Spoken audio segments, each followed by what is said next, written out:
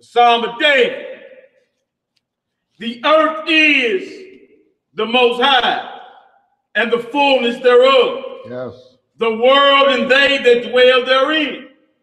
We have founded it upon the seas, and established it upon the floods. Who shall ascend into the hill of Yah? And who shall stand in his holy place? He that have clean hands and a pure heart, who have not lifted up his soul unto vanity, nor sworn deceitfully. He shall receive the blessing from Yahweh and righteousness from the God of his salvation. This is the generation of them that seek him, that seek thy face, O Jacob. Selah. Selah. Lift up your heads, O ye gates, and be ye lift up, ye everlasting doors, and the King of glory shall come in. Who is this King of glory? Yahweh strong and mighty, Yahweh mighty in battle. Lift up your heads, O ye gates, even lift them up, ye everlasting doors, and the King of glory shall come in. Who is this King of glory? Yahweh Zabaoth, the Lord of hosts. He is the King of glory. Hallelujah! Selah! All praise. Y'all wake right here this afternoon. All praise. Man. We all good. All praise to the Most High God. Abraham, Isaac, and Jacob for allowing us to meet back up in another Shabbat. Throw down on this holy word. You understand? Tomorrow truly ain't promised to us. That's right. That's right. Thank the Most High for what the world calls the small things. You feel me? Count our blessings. So today we got up on the board, though. We got up on the board the dedication and sacrifice of the righteous. Y'all know how we do, though, before we get started. Anything on your mind, heart, spirit, something Georgia spirit this week? What's the deal? Trump launched an attack on Syria last night. That's right. Let me say this real quick, man. Just want to thank everybody who assisted in coming down, sprucing the place up, so to speak. So if you women, you see the bathrooms have been taken care of, look really nice. The baby room is getting ready. So shouts out definitely, and thank y'all to everyone that put that elbow grease in and came down. And like I said, there's more work to do, but definitely want to appreciate the effort, y'all. That's right. Yeah, keep the house and sprucing the house up for company. No, go ahead, bro. Yeah, so anything on y'all heart and mind before we get started on today's topic? We're gonna go over a few stories. We're gonna go into sacrificing. You gotta stand more from a spiritual aspect, though. There's nobody sacrificing animals anymore. Whether you believe in Messiah or not, nobody's sacrificing animals for the remission of sins, you dig? So we're gonna get into sacrificing from a spiritual aspect, and why must we give something up to gain something greater down the line? Why is it like that? Why must you give something up and become better down the line, and are you willing to do it? Many people got the knowledge, many people got the skill, but that crucial element of sacrificing. You feel me? That's what separates the great from this subpar. He's willing to give something up. You understand? To gain greater on the back end. Was reaching something higher than himself. You understand? So look, we're gonna start this off Romans 12th chapter, just real quick. I want to read verses 1 through 2. You can read 1 through 3. Let's start this out. Romans chapter 12, 1 through 2. We're going over dedication and sacrifice of the righteous. In an attempt to make sure we always checking our mindset, our mentals. Right.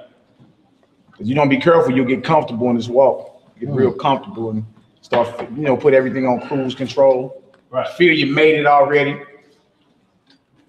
Right? And scripture tells us actually the opposite. Stay on your toes. That's right. Be sober. Be vigilant. You got an adversary out here. You got an enemy. Looking to devour you. Right? So your mindset is totally different. You say Romans chapter 12? Yes, sir. Romans 12. Start around verse 1 for me. Daniel Solomon. Romans chapter 12.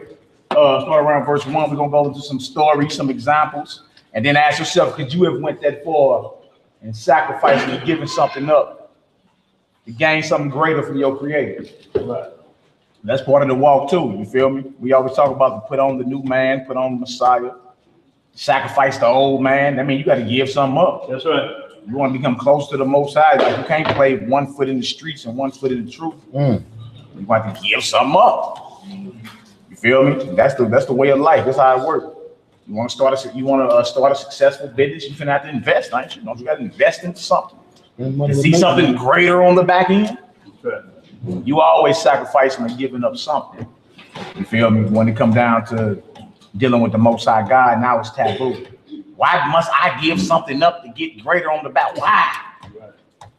You feel me? People start getting mad, but you do the same type of thing all the time in your life.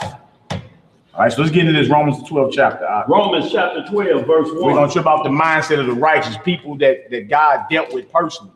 People just being an Israelite. You feel me? It's certain Israelites he dealt with on that level. Every Israelite wasn't up in the Holy of Holies. You feel me? Every Israelite wasn't a priest. There were certain men that the Most High God dealt with, certain women too. But he dealt with on a certain level, but they was willing to give up certain things. Like the sister Judith we read about a couple weeks ago. She fasted every day except for the Sabbath and feast days and new moons. Other than that, she was fasting. If it was on just a regular week without feasting, she don't even eat. She probably go 5 days without eating. And then eat on the eve of the Sabbath and the Sabbath day. And right back to it. She was willing to, you feel me, to give up that lust for hunger and thirst, you feel me, to draw closer to her God. That's powerful. That is. You feel me? I asked her, could you do that? Well, 10 minutes go by, you panic. Right.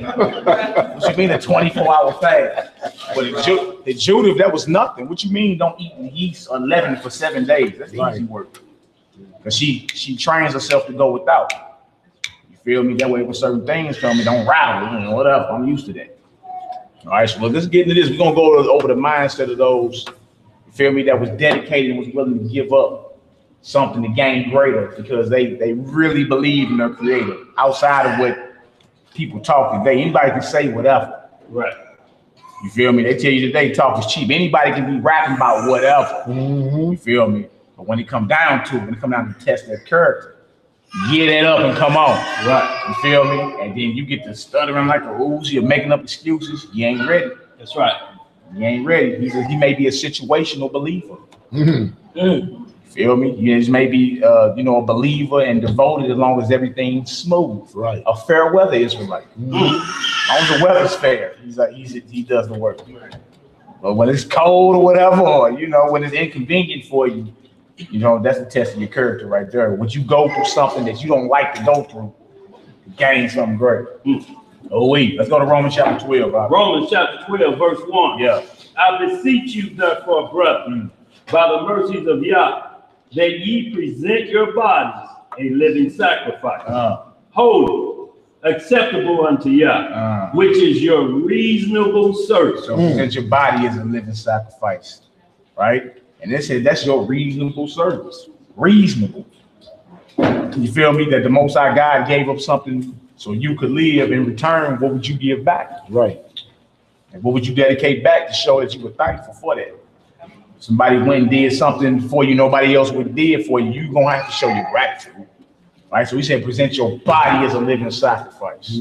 That's your reasonable service, meaning your life is supposed to be dedicated to the service of your creator. That's what it's going into. Right? Not as you not down with your creator, certain things that you got to give up. Right. All right, go ahead, Doc. And be not conformed to this world, but be ye transformed by the renewing of your mind. That ye may prove what is good and acceptable and perfect will of Yah. Don't say don't be conformed to this world or this way of thinking. The vibration of the world, the spirit of the world. Don't be conformed to that, right? Be transformed by what it say. Mama D, what it say? Being transformed by what? Huh? The renewal. I can't hear you, Mama. Your mind. Yeah, be renewed or be born again by the renewing of your mind. That's right. So you're dealing with the same person. You think, speaks, and acts different. That's right. You feel me? Like that's your sacrifice. You got to give up your past life. and come to the Most High. You feel me? In sincerity and truth. To get closer to Him. All right. What else to say?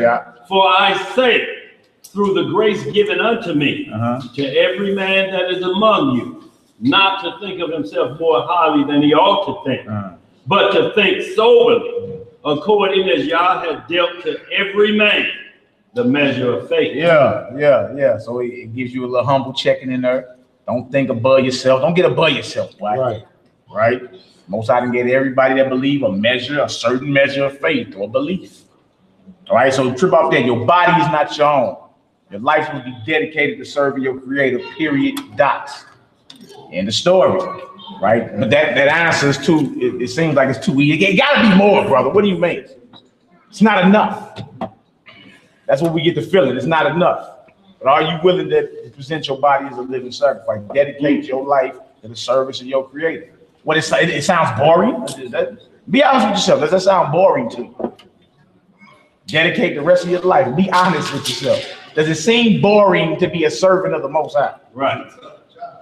Tough job, huh, brother? Some people got that thing in their mind where it's boring. I don't have fun. What do you all do? Right? Yeah. If you don't watch that, you'll lose focus and start falling off. Right. Because you think we're boring and we don't do anything. We end up having fun and all that. This ain't righteousness. It's all good. We're gonna make no excuse for wickedness. All right, drop that. Let's go to Corinthians for me. Let's go to 1 Corinthians chapter 4. Show y'all a little something. The dedication and sacrifice of the righteous. Are you willing to go through something that's an inconvenience for you? You understand? For something great on the back end. 1 Corinthians 4. Start around verse 11 for me, y'all. 1 Corinthians chapter 4. Yeah, start around verse 9. Read on down for me. I got 2 Corinthians 4 next. Okay. All right, let's get her done. Present your bodies a living sacrifice, huh?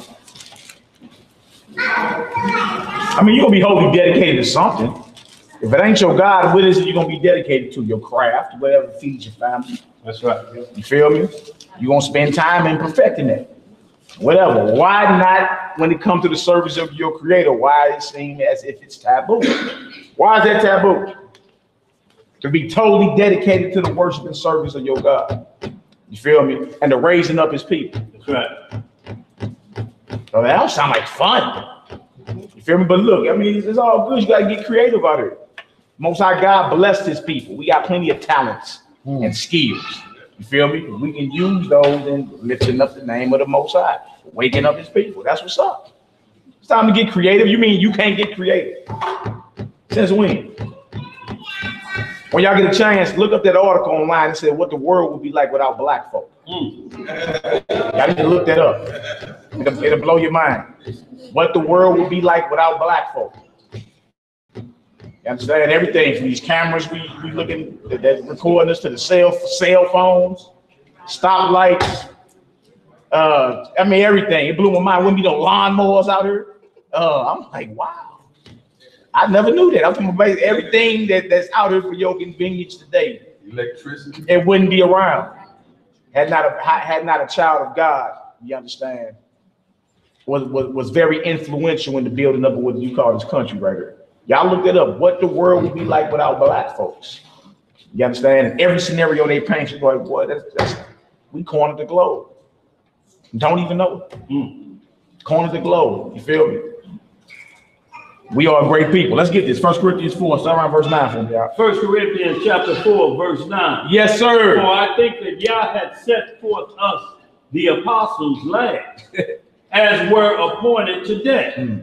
For we are made a spectacle unto the world, and to angels, and to men. So this Paul, good old Paul talking. He's like, man, we must be appointed last for death. Because he's going into his life, and now ever since he came into the truth concerning Messiah, his life been a roller coaster. It's been up and down. Hunted, you feel me? Stoned, thrown in jail, beaten, shipwrecked. You feel me? Set up. It just didn't stop for the brother. It's like everything increased against him corner. Right? So he's like, we must be appointed, we must be set apart last for death. But we expect to go to everybody. Every time somebody see us, be like, dang, there go them bros. There they go. That's them. Look at how he walks. Look at how he talks. Yeah, he must be with them down there at the serious bit. All right? Come on, Hebrew. What it say? We are fools for Christ's sake. Yeah. But ye are wise in Christ. We are weak, but ye are strong. Ye are honorable, but we are despised. We are despised. Come on. Even unto us this present hour, we both hunger and thirst and are naked and are buffeted and have no certain dwelling place. So you see what the brothers was going through right there. When it says naked, it just means he didn't have a whole bunch of clothes. He wasn't walking around jack naked, just. You feel me? When he's saying naked, like you go into your closet and say, I don't want to wear that today. I wore that 2 days ago. Like he's saying he's naked. He don't have a whole bunch of clothes like you do. You feel me? Some people that kills them socially. They ain't got a Rolodex, a wardrobe enough to put on where everybody can see them as something different every day or every 2 weeks or something. You know, that'll drive certain people into depression. That's right. This brother right here said, look, I'm naked, meaning I don't have a whole bunch of clothes. For I have no certain dwelling place, so you better know where he was before you got to write. That's right. You may not be there by the time your letter get there. Straight up. He had no certain dwelling place. It says we hunger, so he wasn't eating 3 meals a day like we do. Yep. He was thirsty, so he couldn't just go get him some good old alkaline water like we do. This is what the brother but was willing to give all, because this was a brother that was like up there. He was a scholar, you feel me? He was well respected amongst his fraternity and all that. And he gave all that up to preach the truth concerning who the Messiah is. And everything carnally went out the window for the brother. You understand? Paul was a scholar, like he was high ranking within his Pharisee brotherhood. And he turned his back on all that. He sacrificed all that. Gave that up because he was pressing toward the high mark or the high calling of God, dealing with God's son. So he's like, man, all that's nothing to me, right? So in exchange for all the clothes, all the food, all the drink, whatever, he received opposite of that. He said, we a spectacle to the world. We have no certain dwelling place. What you mean you don't come stay with me? This is a man of God. What would you call somebody like that today? He has no place to live, but he has a skill. He makes tents. He has no place to live. He always on the move. You understand? Boy can't keep it. He can't keep a job. You call somebody like that? Barely eat, barely drink, and got on the same clothes almost every day. Sisters, what do you call a brother like that? That brother's interested in one of you sisters. What would you say about him? He's a hobo. Girl, I don't know. He ain't got no house. He dusty. He ain't got no house, girl. He ain't got no. Come on, Hebrew. Verse 12. Yeah. And labor, working with our own hands. Showing you that he wasn't lazy, right? The brother had skills. He was a tent maker. So wherever he landed, he could make his money, take care of his family. This is what I want to say about that. The Bible says a man should work by the sweat of his brow. Yeah. So he's not working. He's not working. He's unemployed. He's not eating. Yeah, but right here, the next verse, he said, look, a man labor. So he was talking about, even though he's going through all that, he still works. That's right. He labors. He works with his hands. So no matter where, he's still working. No matter where he landed, he can build a tent. That's right. He got a skill. You understand? Get a few shekels. Yeah. Come on, Hebrew. Verse 12. Yeah. And labor, working with our own hands. Yeah. Being revived. We bless. Being what? Being revived. We bless. Come on. Being persecuted. We suffer. Being reviled, so being talked bad about, we bless. Nigga, F you, bless you. Right? Being persecuted, going through your tribulations and all that, we suffer that. We go through that. Right? So none of these are excuses to fall back, though. Right. You see? Come on, Hebrew. What else to say? Verse 13. Yeah. Being defamed, we entreat. We are made as the filth of the world and as the outscoring of all things unto this day. Man, these apostles or disciples of the Most High, right? But was willing to give up whatever it needed to do to get the mission done. Right. All right, straight up. Come on, Hebrew, finish reading. Verse 14, I'm sorry. I write not these things to shame you, but as my beloved sons, I warn you. To warn you that when you get into this way of life, it don't mean, you feel me, everything gonna go smooth for you. Everything gonna go smooth for you. You understand? Some things you're gonna go through it. You're gonna be up, then you're gonna be down. Right? So we like, look, I'm not here to shame you, I'm here to warn you. Understand that's part of this walk right here. Right? You be up for a minute, then you be down too. Right. But it's still all praise to the Most High. That's right. Feel me? Do you lose devotion because you lost your job? No. Right? Do you switch genders because you lost your job? No. Is he all of a sudden mysteriously the woman now? Because he. I was asking. You feel me? I'm like, look, don't think you're not gonna go through something that's gonna make you uncomfortable. Don't think you're gonna go through something to where it's gonna be inconvenience for you. You feel me? Is it still all praise to the Most High? That's the question need to be asked. Mama D, you got something back there? Yeah, I forgot before I really forget. I read in the paper yesterday that Illinois is getting ready to pass a law that they're going to bring in time period for the teachers in middle and high school to teach about transgender, lesbians, and gay, the mark that they need. Yeah, it's coming. Yes, sir. All right, come on, Hebrew. Verse 15. You got a question? You got a question, bro? I'm born and raised in St. Louis, Texas. I'm back. Okay. Kitty back on what she's saying. It's already. Already in Texas. Yeah, trying them up to be gender neutral. Right. You know, little itch, pick what you want to. What do you feel like becoming? Huh? So evil. Go ahead, B. When I was in New York, Yeah. they had billboards and posters all over New York promoting. They were saying that if you were against it and you spoke on it, like in public, you will be prosecuted. Yeah, it's called hate speech. Truth is the new hate speech. Interesting times, huh? Come on, let's get it. Where we at? Verse 15. For though ye have 10,000 instructors in Christ, yet have ye not many fathers.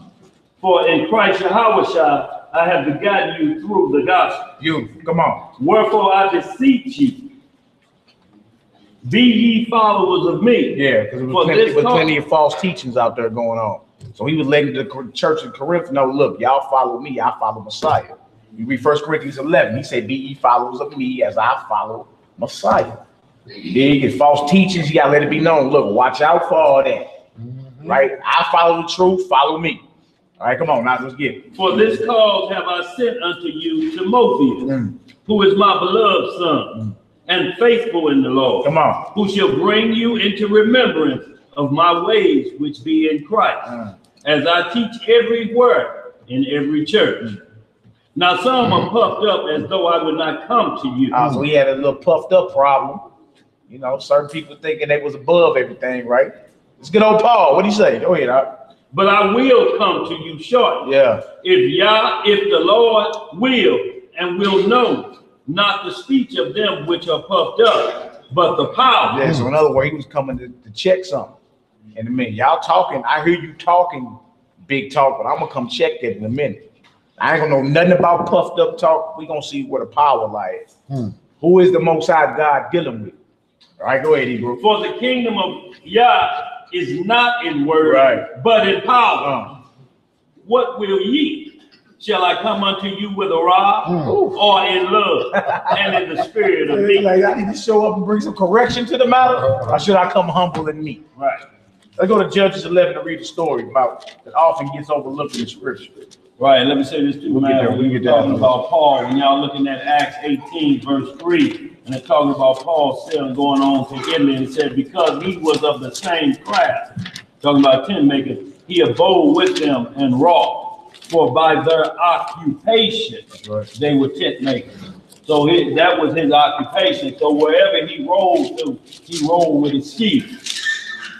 He had everything he needed up here mental to get busy and make sure he sustained himself because that's his responsibility for himself first.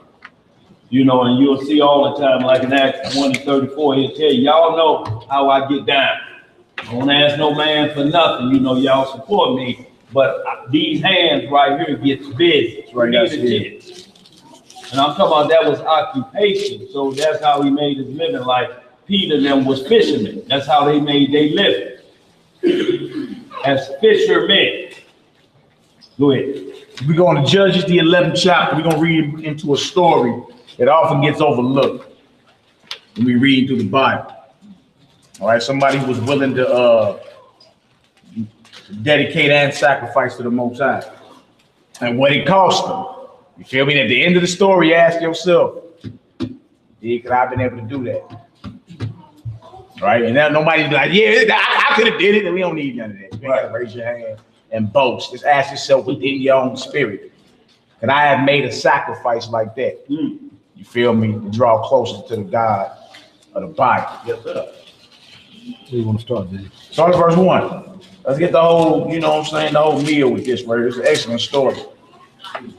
And this is our history, man. It's good to go back into these stories, read them to your children. You feel me? So they grow up with that vibration, that spirit on them. You feel me? Of knowing what their ancestors did, how great they were, and the mistakes they made, so they can learn to stay away from it. Don't do the evil that they did. Stay away from it. You say what, Hebrew? More out there than Esau played. Yeah. We need to learn. Yeah, we need to learn that. So this is an excellent story right here. And I also gonna show you, it ain't up to you to decide who the Most High gonna deal with. That's right. Man see however man see. You say God ain't gonna deal with you. Nigga, yo, mama is so-and-so. Right. I hear you. Right? What about this story right here? Let's get into it. Now, Judges, the 11th chapter. Reading in the book of Judges. We got the orator. That's what I'm talking about, baby. Let's get it done. Yeah, come on here, bro. It's perfect for you. This 40 verses. Oh my goodness. Yeah. All right, let's get some understanding. Every syllable won't be pronounced. Get it done. Hallelujah. No pressure. No, bro. Yeah. No such thing. None. Reading in the book of Judges, chapter 11, we'll start at verse 1. Yes, sir. Now Jephthah, the Gileadite, was a mighty man of valor, and he was the son of an harlot. And Gilead begat Jephthah. What we know about this brother right here was mighty, right? Valor, mighty acts. Most High with him. So what's the problem here? His mama who? Harlot. Mattress back. Mama mattress back. Mama back. That's what it is. Now y'all know when it get down to our people, we be joning. So as you read this, you'll be like, dang, I can see how they was talking bad about like his own brothers that he had through his father. You feel me? Used to talk bad about this guy right here, their little brother and his mama. You feel me? What was old dude thinking? He was dealing with who? And you came out, right? But don't forget he a mighty man. All right? Mighty. Who gave him that spirit? It was valiant, mighty in acts. Who gave him that spirit? So, you know, today you'll be like, the Most High don't deal with you. Your mama, your mama crackhead. Right. You feel me? Your mama this, your mama that. But it ain't on you to decide who the Most High God gonna deal with. That's right. All right, come on, Hebrew, let's get it. Verse 2. Yeah. And Gilead's wife bare him son, and his wife's sons grew up.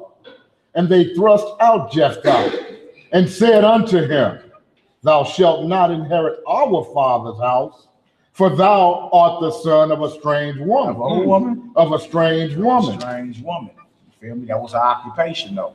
So they like the brothers like, look, even though we all got the same daddy, you ain't got no inheritance up in her. Right.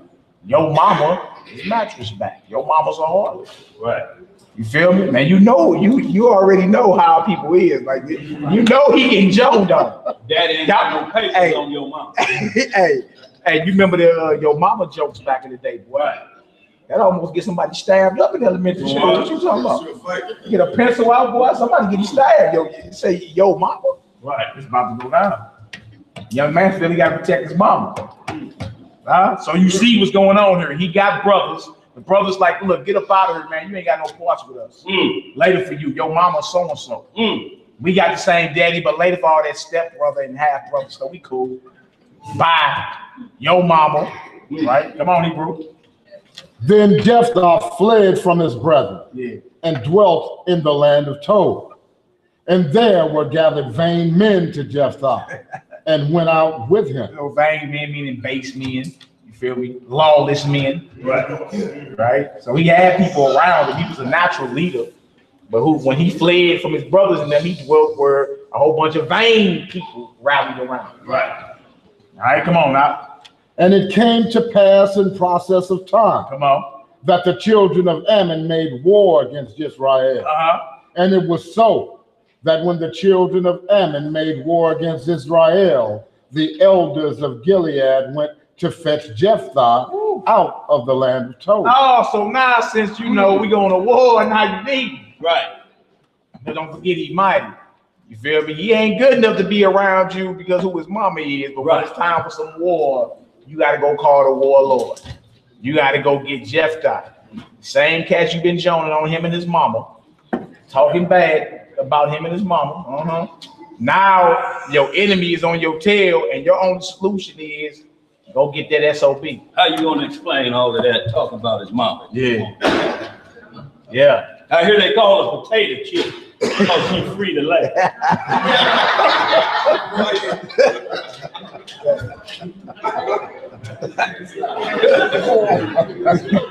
How you gonna back that up now? You need help.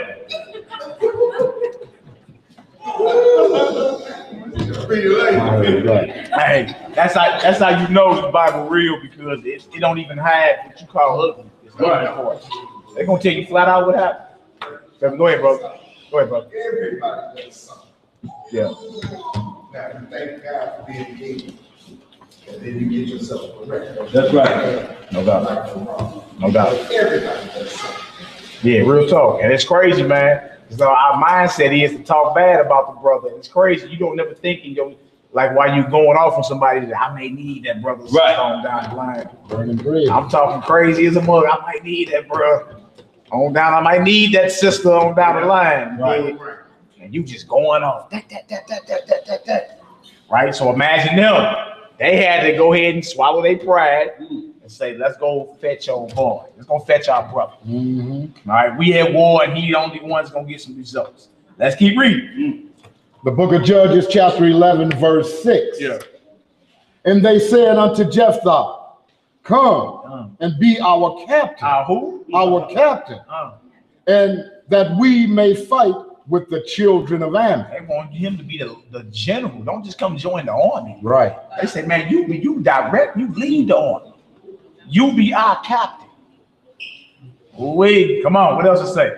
And Jephthah said unto the elders of Gilead, did not ye hate me and expel me out of my father's house? And why are ye come unto me now when ye are in distress? Excellent question. What you want from me now? Right. Don't y'all all hate me? But now you in trouble, you need me, right? We were just playing. Come on, man. Your mama cool. We were just playing.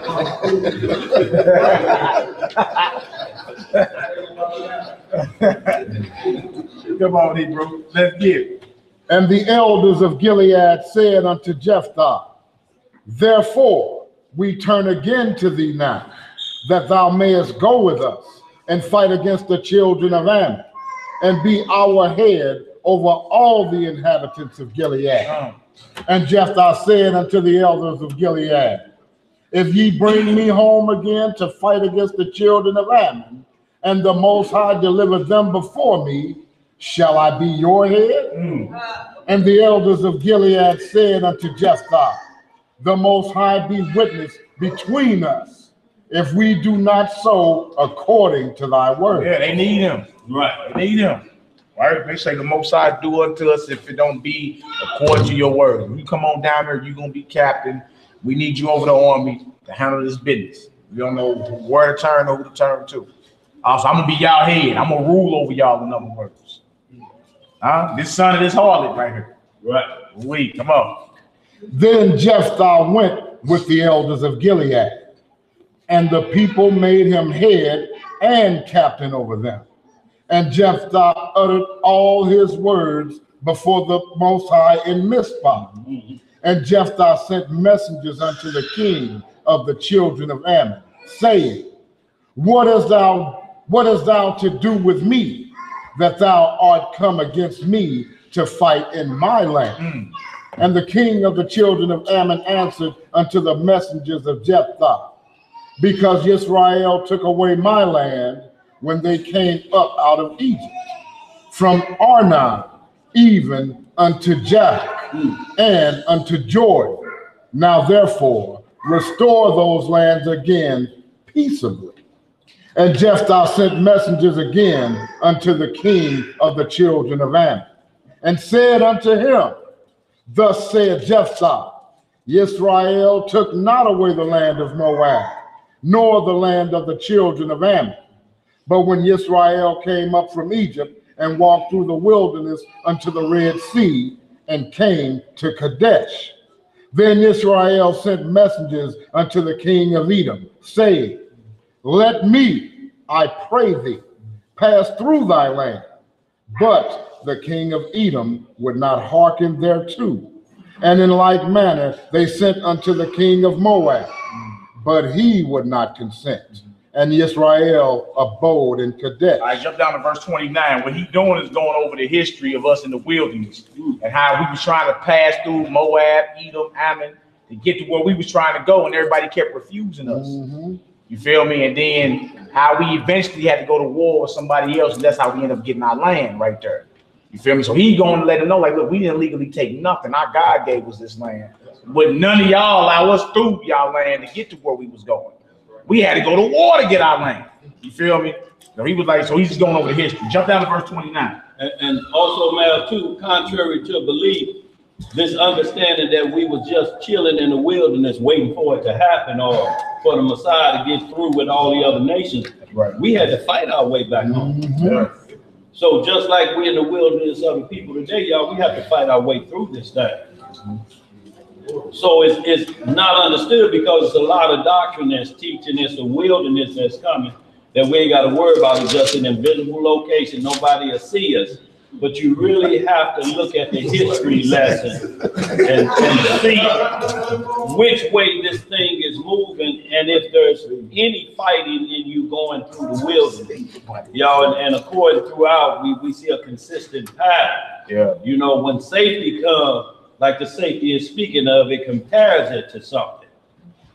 And a safety zone like the Garden of Eden, that's what it always compares to. So once you reach the end of the line, yeah, that safety's there. Right. But you're going to have to scrap y'all through this. Ain't no just jump on the bandwagon and think you're going to ride your way on through this. Safe. Yes. Yeah, man. Jump on down to verse 29. The book of Judges, chapter 11, verse 29. Yeah. Then the Spirit of the Most High came upon Jephthah, and he passed over Gilead and Manasseh, and passed over Mizpah of Gilead. And from Mizpah of Gilead, he passed over unto the children of Ammon. And Jephthah vowed a vow unto the Most High, and said, he about to vow a vow, right? He about to basically give an oath, right? Go on record to the Most High. You feel me? Like, look, I need something done, so these are the terms. Now watch this. Go ahead, Hebrew. And said, if thou shalt without fail deliver the children of Ammon into mine hands, then it shall be that whatsoever cometh forth of the doors of my house to meet me, when I return in peace from the children of Ammon, shall surely be the Most High. And I will offer it up for a burnt offering. You see, now was his arms tied behind his back? Was he made to make this vow? Huh? This is a free will vow off his own lips. That's right. He said to the Most High, if you give me success in this, by my hand, whatever come out of my house first. When I come back home, whatever come out of my house first, I will offer that up as a burnt offering to you. Meaning something, I will sacrifice something, whatever comes out my door first. When I come back home, That's yours, Lord. I'm gonna sacrifice that. You see? He's willing to get, look, he's willing to give something up, you feel me, in exchange for guaranteed success in war, not knowing what he's giving up. Right. You don't know what's coming out that door first when you get back home. Right. Right? Ask yourself that. All right. Go ahead, Alex. Like you almost had to say Abraham. That's right. Sure, but he had to be willing to sacrifice his son. Walk on that now. Yeah. You know what I'm saying? Yeah. But reward was. And those are saying that as a burnt offering. As a burnt offering. Keep watching this. Yeah. All right, now come on, Hebrew, let's get it. Verse 32. So Jephthah passed over unto the children of Ammon to fight against them, and the Most High delivered them into his hand.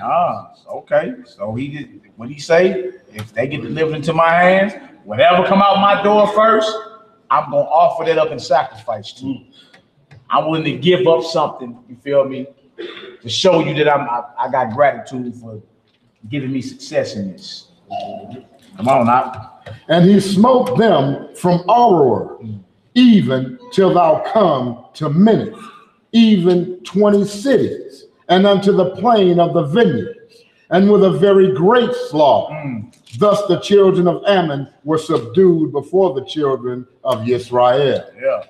And Jephthah came to Mizpah unto his house.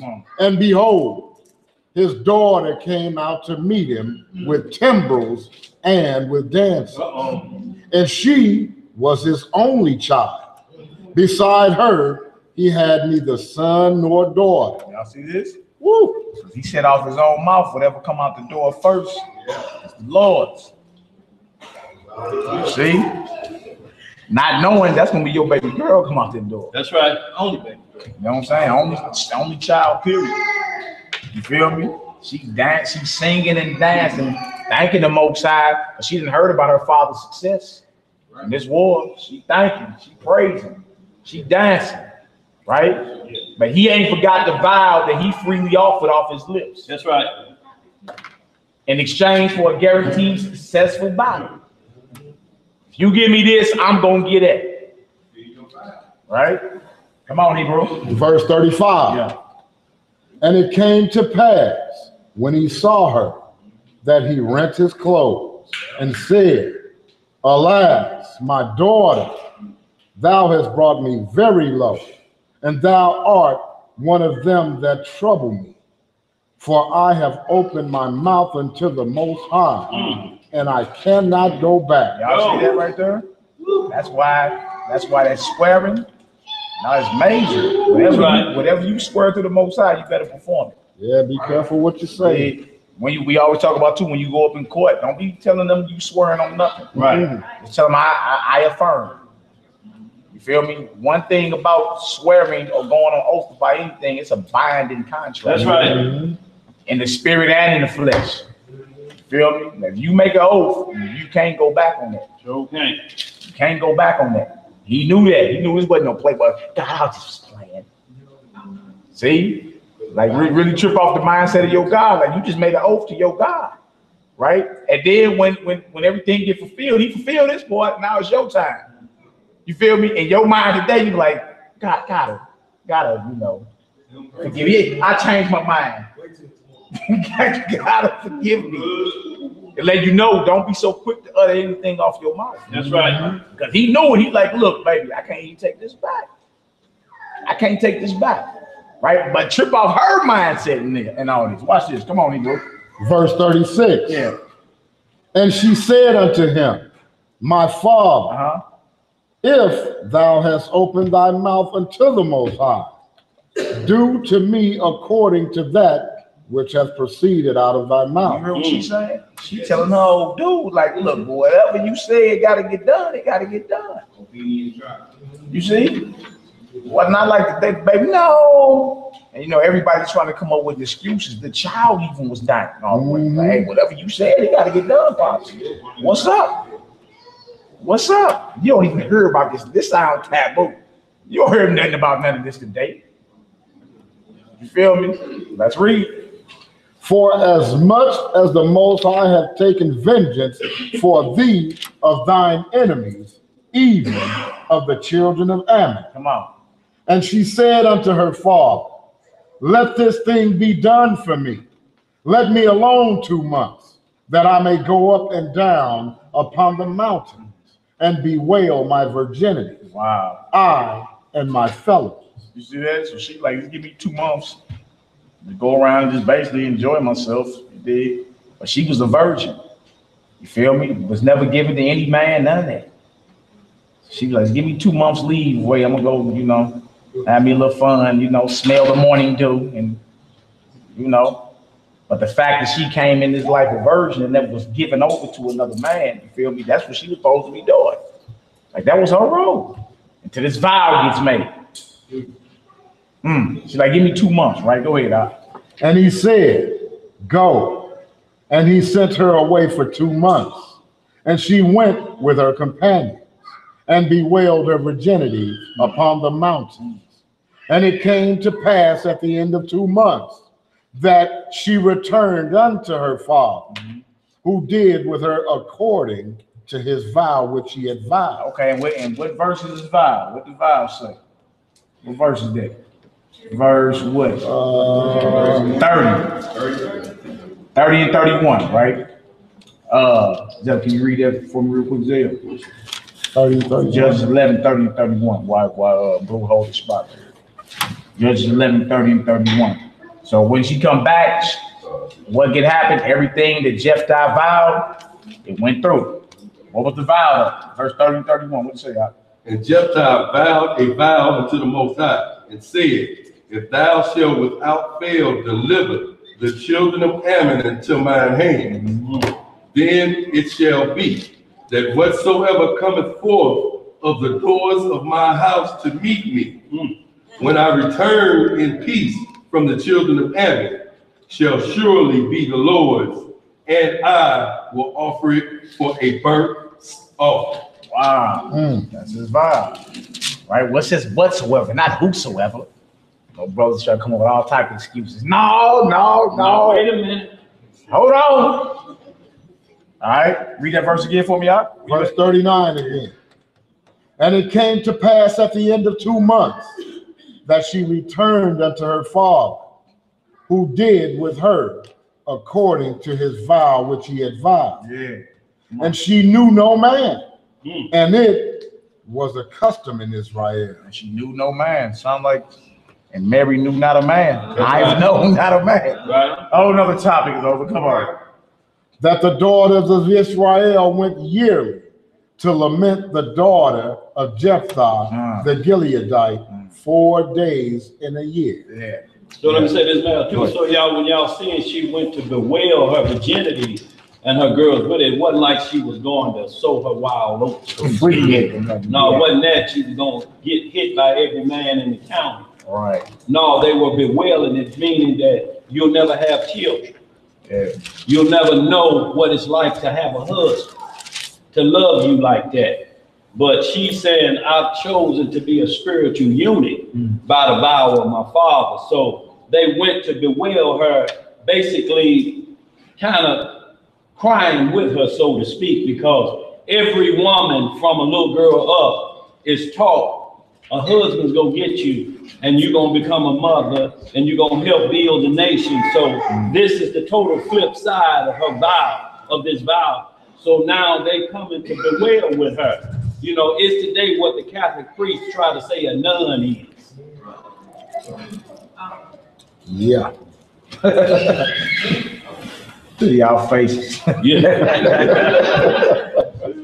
All right, we're done with this. Go to Matthew 19. Matthew 19. Go to around verse 16 for Matthew 19. Name of the class is the dedication and sacrifice of the righteous. Now ask yourself, could you have made a vow like that? Most High fulfilled his portion of the vow that you made. And his vow was willing to sacrifice whatever came out his door first. It just so happened to be his daughter. But you know what that does now? That also lets you know that his house was trained up. Yeah. That's right. Whatever would have came out there, knew the deal. Yeah. She's like, look, whatever got to get done must be done. Yep. So you're training up a child. Sound like you had trained the child. Yes, sir. And the way that she shall go, right? All right, Matthew 19. Matthew 19, 16. The book of Matthew, chapter 19, starting at verse 16. And behold, one came and said unto him, Good master, what good thing shall I do that I may have eternal life? Excellent question. Ask the Messiah, what should I be doing that I may have or gain eternal life? I want to live forever. What is it that I need to do? If you had any question to ask him, you would ask him that right there. I want to live forever. What I need to do? Right, go ahead.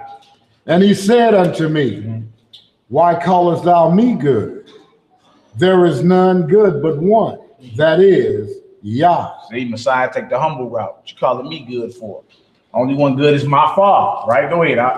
But if thou wilt enter into life, Come on.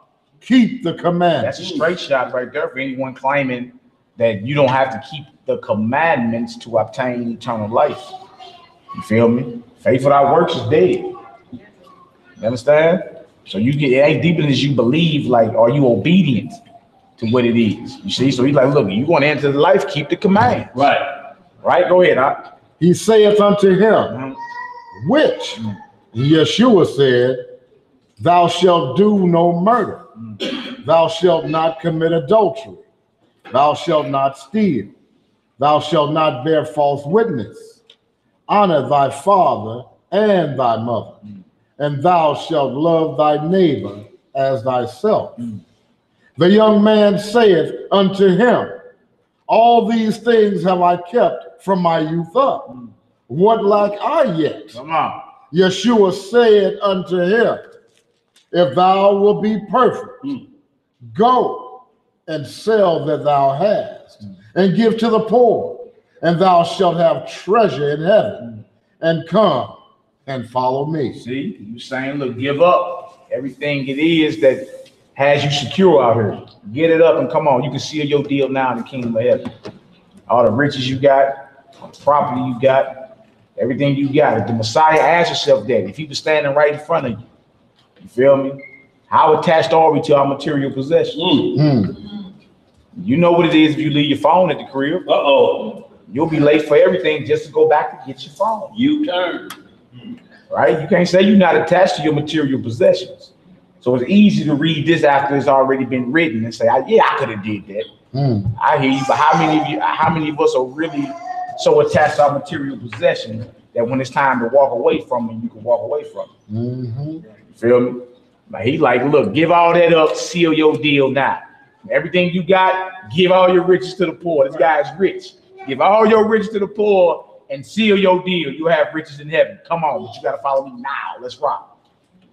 Like, ask yourself, would you be willing to give all that up? Everything you know, your social status, your money, your friends. You feel me? You know you're going to get talked about. They're going to joan on you. She gave up all that, girl. Her six-figure a year job. Her house, her cars, her timeshares, everything. Gave up everything. Right? Start speaking some strange language. And now she just traveled the world. You feel me? Look kind of crazy now. Like, you gonna get talked about.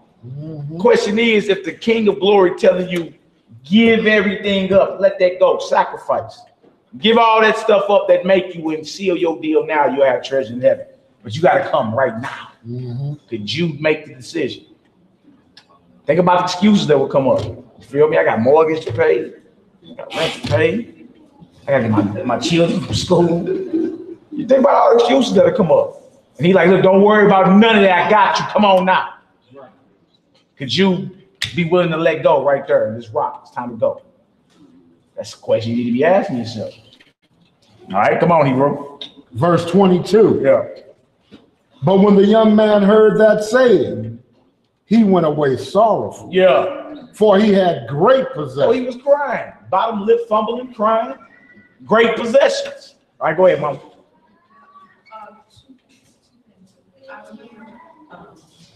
First of all, like years ago, about a man being offered, he was a need, and would he give his wife $1 million? Would he give his wife up for $1 million? Yeah, let her sleep with another man. I can't remember what the neighborhood was, but I do remember. Sleep with Indecent proposal or Something something? like that. It was something crazy.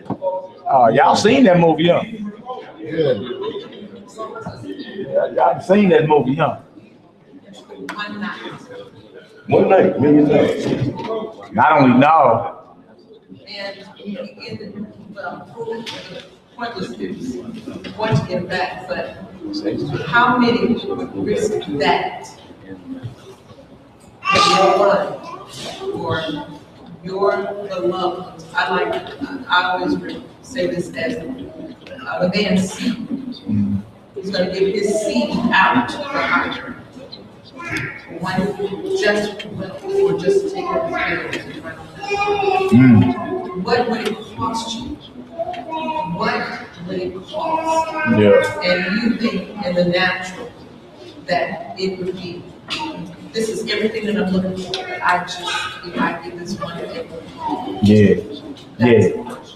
I feel you on that. Like, would you compromise what it is that you really believe in if the dollar amount is enough? You feel me? Are you able to be purchased? It's called being venal. You're able to be purchased. You feel me? Everybody got a price, they say. You understand? Now, would you be willing, you understand, to say later for that? No deal. Yeah. You be willing to walk across the street, but naked for $10,000. That was a discussion. hey, you know plenty of bros like, yeah, what you mean? Boy, I got 10 racks. I said no. Yeah. I didn't see value in it. That's right. He says, oh, might be an OMG. And I kind of got a little disappointed he would say that. Yeah. You'd be surprised how many people really don't believe what it is. You feel me? You put a certain amount on the table, they'll be going against everything they ever talking about. Because they're God. They're able to be purchased. Yeah, somebody can buy you. Where we at, bro? We're in the book of Matthew, chapter 19 and verse 23. And it reads, Then said Yeshua unto his disciples, Verily I say unto you, that a rich man shall hardly enter into the kingdom of heaven. And again I say unto you, it is easier for a camel to go through the eye of a needle than for a rich man to enter into the kingdom of Yah. When his disciples heard it, they were exceedingly amazed, saying, Who then can be saved? Like, if he can't be saved, well, who can be? Come on, Hebrew. But Yeshua beheld them and said unto them, With men this is impossible. That's right. But with Yah all things are possible. That's right. Come on. Then answered Peter and said unto them, Behold, we have forsaken all and followed thee. What shall we have therefore? Good question. Another good question. I done forsook all and follow. I'm all the way in. What's my reward?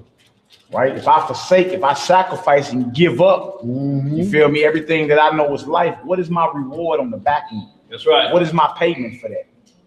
You feel me? That's another good question to have for your king. You like, what I need to do to live forever, and being I must forsake or be willing to cut off whatever I need to do to get to you. What do I get in return for that? You feel me? You talking about agreements? You talking about contracts? Don't you got the right to know? You feel me? The stipulations in the contract of what's going on. What shall we get if we forsake all? All right, if we're willing to let go of things that's hindering us from getting into the kingdom. All right, are you willing to cut that off? What shall you receive? Let's read that. Verse 28. Yeah.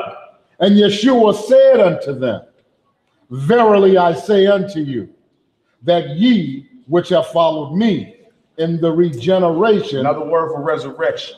All right, in the resurrection, regeneration. Come on. When the Son of Man shall sit in the throne of his glory, ye also shall sit upon 12 thrones, judging the 12 tribes of Israel. Basically gave them kingdom. They have authority in kingdom or rank in Christ's kingdom. That's right. Those are the original 12. You feel me? Minus Judas and then the other brother they picked after him. You know what I'm saying? But still, they got a rank in his kingdom. They got authority in Christ's kingdom. All right? Real talk. Go ahead, Doc. And everyone that hath forsaken houses, or brethren, or sisters, or father, or mother, or wife, or children, or lands, for my name's sake. For who? For my name's sake, shall receive 100-fold, and shall inherit everlasting life. What's the payoff? What's the payoff? 100-fold and everlasting life. 100-fold and everlasting life. That's right. You feel me? So you be like, if that's the payoff, then you feel me? The small sacrifice I must make, you start looking at it like it's not, that's not much to ask for. For him to say, look, you had your life totally dedicated to me. In the end, you receive 100-fold and everlasting life. That's not even much for him to ask. Even when it came down to our offerings, all he wanted was 10%. That's right. Of the best. Right? Why he ain't take 90 and we keep 10? You see what I'm saying? The Most High just wants your best. He wants your sincere offering. You feel me? Because if somebody of importance walking out here right now, most of y'all get a stiff back. Oh, boy. Sit straight up, boy. That's so-and-so. That's the Pope. Y'all better not be getting up there. He was testing. He can move out the building. I'm just saying. Most I want our best. That's right. And why shouldn't he demand it? And he only wanted 10% out of us. Why he ain't make us keep 10%, he keep 90%. You feel me? Most I want to know that we sincere and we dedicated to what it is. 100-fold and everlasting life don't sound bad to me. I don't know about y'all. No. Right. I mean, maybe this is living for you. This is life. You know what it is. As best as it gets. Everybody want to go to the kingdom, but nobody wants to do the work to do nobody that or wants to die. They don't want to die. Sacrifice. I can see it in this lifetime. But you know, that was the difference in the faith of Abraham, because it was told him 400 years. He know the max time was, if you get past 120, you was in good shape. So 400 was a long way off, and he still believed. Same way with Job. You know, though this body, the worms gonna have it, I know at the last day what's gonna happen. You got to have that mindset first. Because death can happen like this. Y'all, we seeing it every day on TV, on the news. It's happening, y'all. Yeah. And people we know it's happening too. So it ain't like you immune from it. So we have to get our minds right when you make that vow. If you were talking about everlasting life, then death on the table, ain't it? That's right. Yeah, it is. No remedy for that, huh? No, ain't no remedy for that. I finish it off, people. We gonna jump. Let's get her done. That's verse 30. Yeah. But many that are first shall be last, and the last shall be first. That's a promise from the Messiah himself. Y'all see that? Let's go to the book of Luke real quick. Luke chapter, I believe it's 12. Luke chapter 12. Somebody got something? You know, man, what's very important too out of that Judges 11 about Jephthah and Noah. There was some words in there called burnt offering. Yeah. And he never did put her on an altar to burn her. Exactly. So we see he's already into a spiritual promise. It's like Messiah was a burnt offering, but he was never set on fire. But was an offering to the Most High God. Yeah. So that would be your example. Somebody say, how was Messiah a burnt offering? He was never burnt. Right. Well, you would say, well, neither was Jephthah's daughter in Judges the 11th chapter. You feel me? And you end all that foolishness real quick. Right. Because if it's good enough for her to be offered up as a burnt offering, but she was never set aflame. Right. You feel me? Burnt offerings just don't mean set on fire. You understand? Real talk. I go to Luke 12. Luke 12, start around verse 15. Excellent point, Daniel Solomon. Excellent point. Luke chapter 12, start around 13. And read on down. Again, a mindset. We go into dedication and sacrifice. could you have been someone that was willing to sacrifice? You feel me? They give up something right now or go through something right now that was an inconvenience for you for something greater on the back end. We're gonna read another story shortly about a mother. You understand? She had to have the spirit enough to know, like, we can't go against the Most High no matter what's on the table. But understood in the future, like you just talking about with Abraham, understood in the future that everything gonna be all good. All right, let's get this right. Luke chapter 12, start around verse 13 now. Luke chapter 12, verse 13. Let's get her done.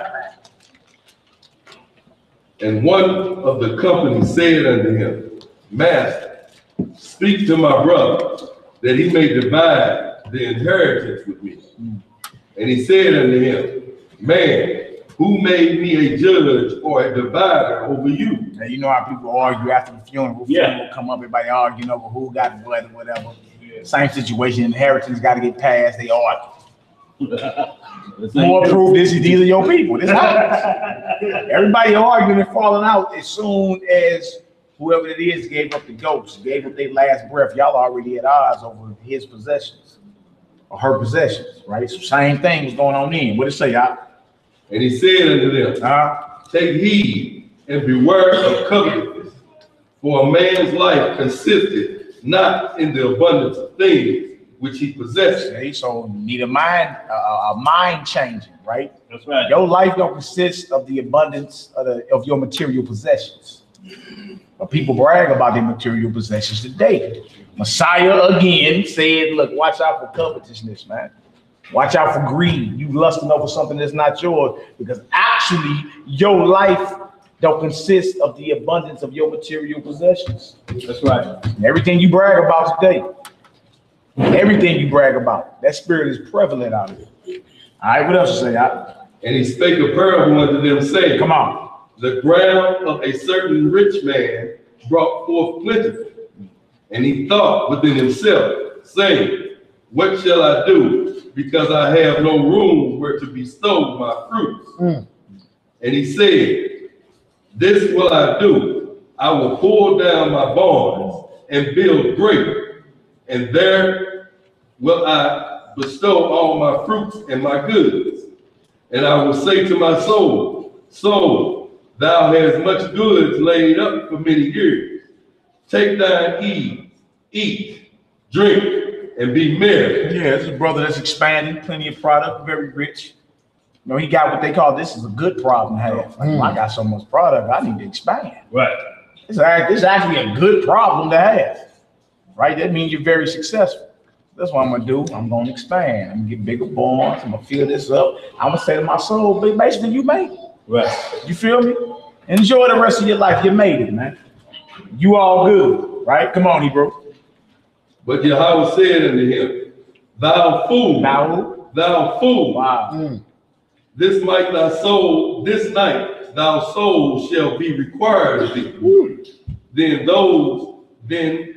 whose shall those things be which thou hast provided? So is he that layeth up treasures for himself and is not rich toward Yahweh. Right, because he was rich toward himself. That's right. He figured that his status in life, you know what I'm saying, his wealth had him secure. He was protected, but the death angel was sent that night. Now, everything you worked so hard for, who was it going to? Right. Who's to say he'll be wise like you was? That's right. It can go to your son, he could be a fool. Right? So it's like, yeah, you can be rich towards yourself, but not rich toward the Most High God and still miss the mark. Right? Come on, Hebrew, let's get it. And he said unto his disciples, Therefore I say unto you, take no thought for your life. Hold on, he say what? Take no thought for your life. See that? You come switch up your mindset. Take no thought means stop worrying about your life. We worry about everything today, man. It's ridiculous. As if worrying never solved anything. Have worrying never solved anything for anybody in here? You feel me? You done worried your way to success? Nah, you ain't getting nothing but kill yourself worrying. So right off the gate, he tells disciples, take no thought for your life. Stop worrying. What you worried about? Right? You worrying, then there's doubts. Right. Doubt is the enemy of your faith. You lack faith, you ain't gonna see any miracles. You ain't gonna see that. So he tells his disciples, first step is stop worrying about your life. That's right. You either down with the creator of heaven and earth or you not. What are you worried about? Some people worried about how they gonna die. As if you're gonna be able to control this. Right. You ain't got no say-so over this. Or like it's a multiple choice. Yeah, like you gonna worry yourself into the perfect death. Right. It don't work like that. You feel me? People, you know, hey, people not waking up. They go to sleep and wake up at the judgment. How you know that? Right? So he's saying, look, stop worrying about your life. What are you worried about what you don't have control over? You ain't got no control if they launch a nuclear missile. None. What you worried about then? You have no control over this. You understand? Either way, we about to see our maker. They can shut off either way, you're going to see your maker. Either it's going to be some divine intervention or you're going to be reserved for the judgment. What you worrying about though? Or he saying first step is what? Take no thought for your life. All right? Take worrying out the table. What else to say, Al? What ye shall eat, neither for the body, what ye shall put on. The life is more than meat, and the body is more than raiment. So stop worrying about your food and your clothes. Because everybody in their fashion, you understand? You see what it is? He said, look, stop worrying about what you're going to eat and what you're going to put on. What are you worrying about? Today, that sounds crazy. What you mean don't worry? I got kids. I got bills. Who don't? And worrying ain't never provided nothing for them kids. Right. Jordan can't eat no books. Jordan can't eat no books, man. Jordan can't eat no books. Worrying. All right? Your life is more than any of that. What you throw down your throat and what you put on. Right. Life is more than that. All right? So we got to switch up how we're viewing life. Go ahead, Al. Consider the ravens, for they neither sow nor reap, which neither have storehouse nor barn, and Yahweh feedeth them. How much more are ye better than the fowl? Like you better than the birds of the sky. Right. You think the birds are worrying about what they're gonna eat today? Right. Like you know, everybody, you just feel so sad for yourself. What am I gonna eat? Only ate some noodles this morning. Right. Panicking. You ate. Right. What's the key word? You ate. You ate. You panicking. Besides, like, look, you above birds and they don't panic. What are you panicking for? You're special to the Most High God. What are you worrying about? And y'all think about that. You got on a big fur coat, one of them Eskimo coats, a wool cap, glove, boots on, and yet a bird out there on the power wire with them same feathers he done had all year. And he good. Through all the rain, the snow that's pounding on him. And tomorrow he'll be chirping and fly away the same way. Ain't got no winter wings he can put on. It's the same wing.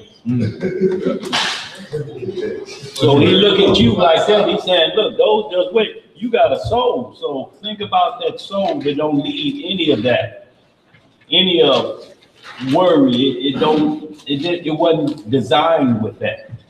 Yeah. That came on after the fall. So look original. Right.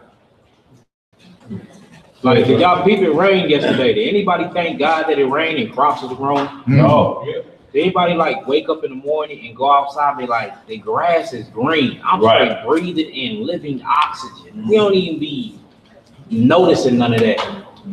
It's crazy, man. Take it for granted.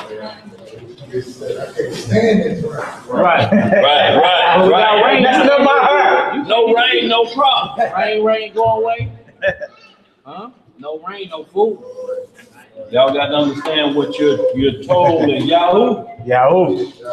Yeah, so you got to be y'all wise about the sayings we were practicing or taught.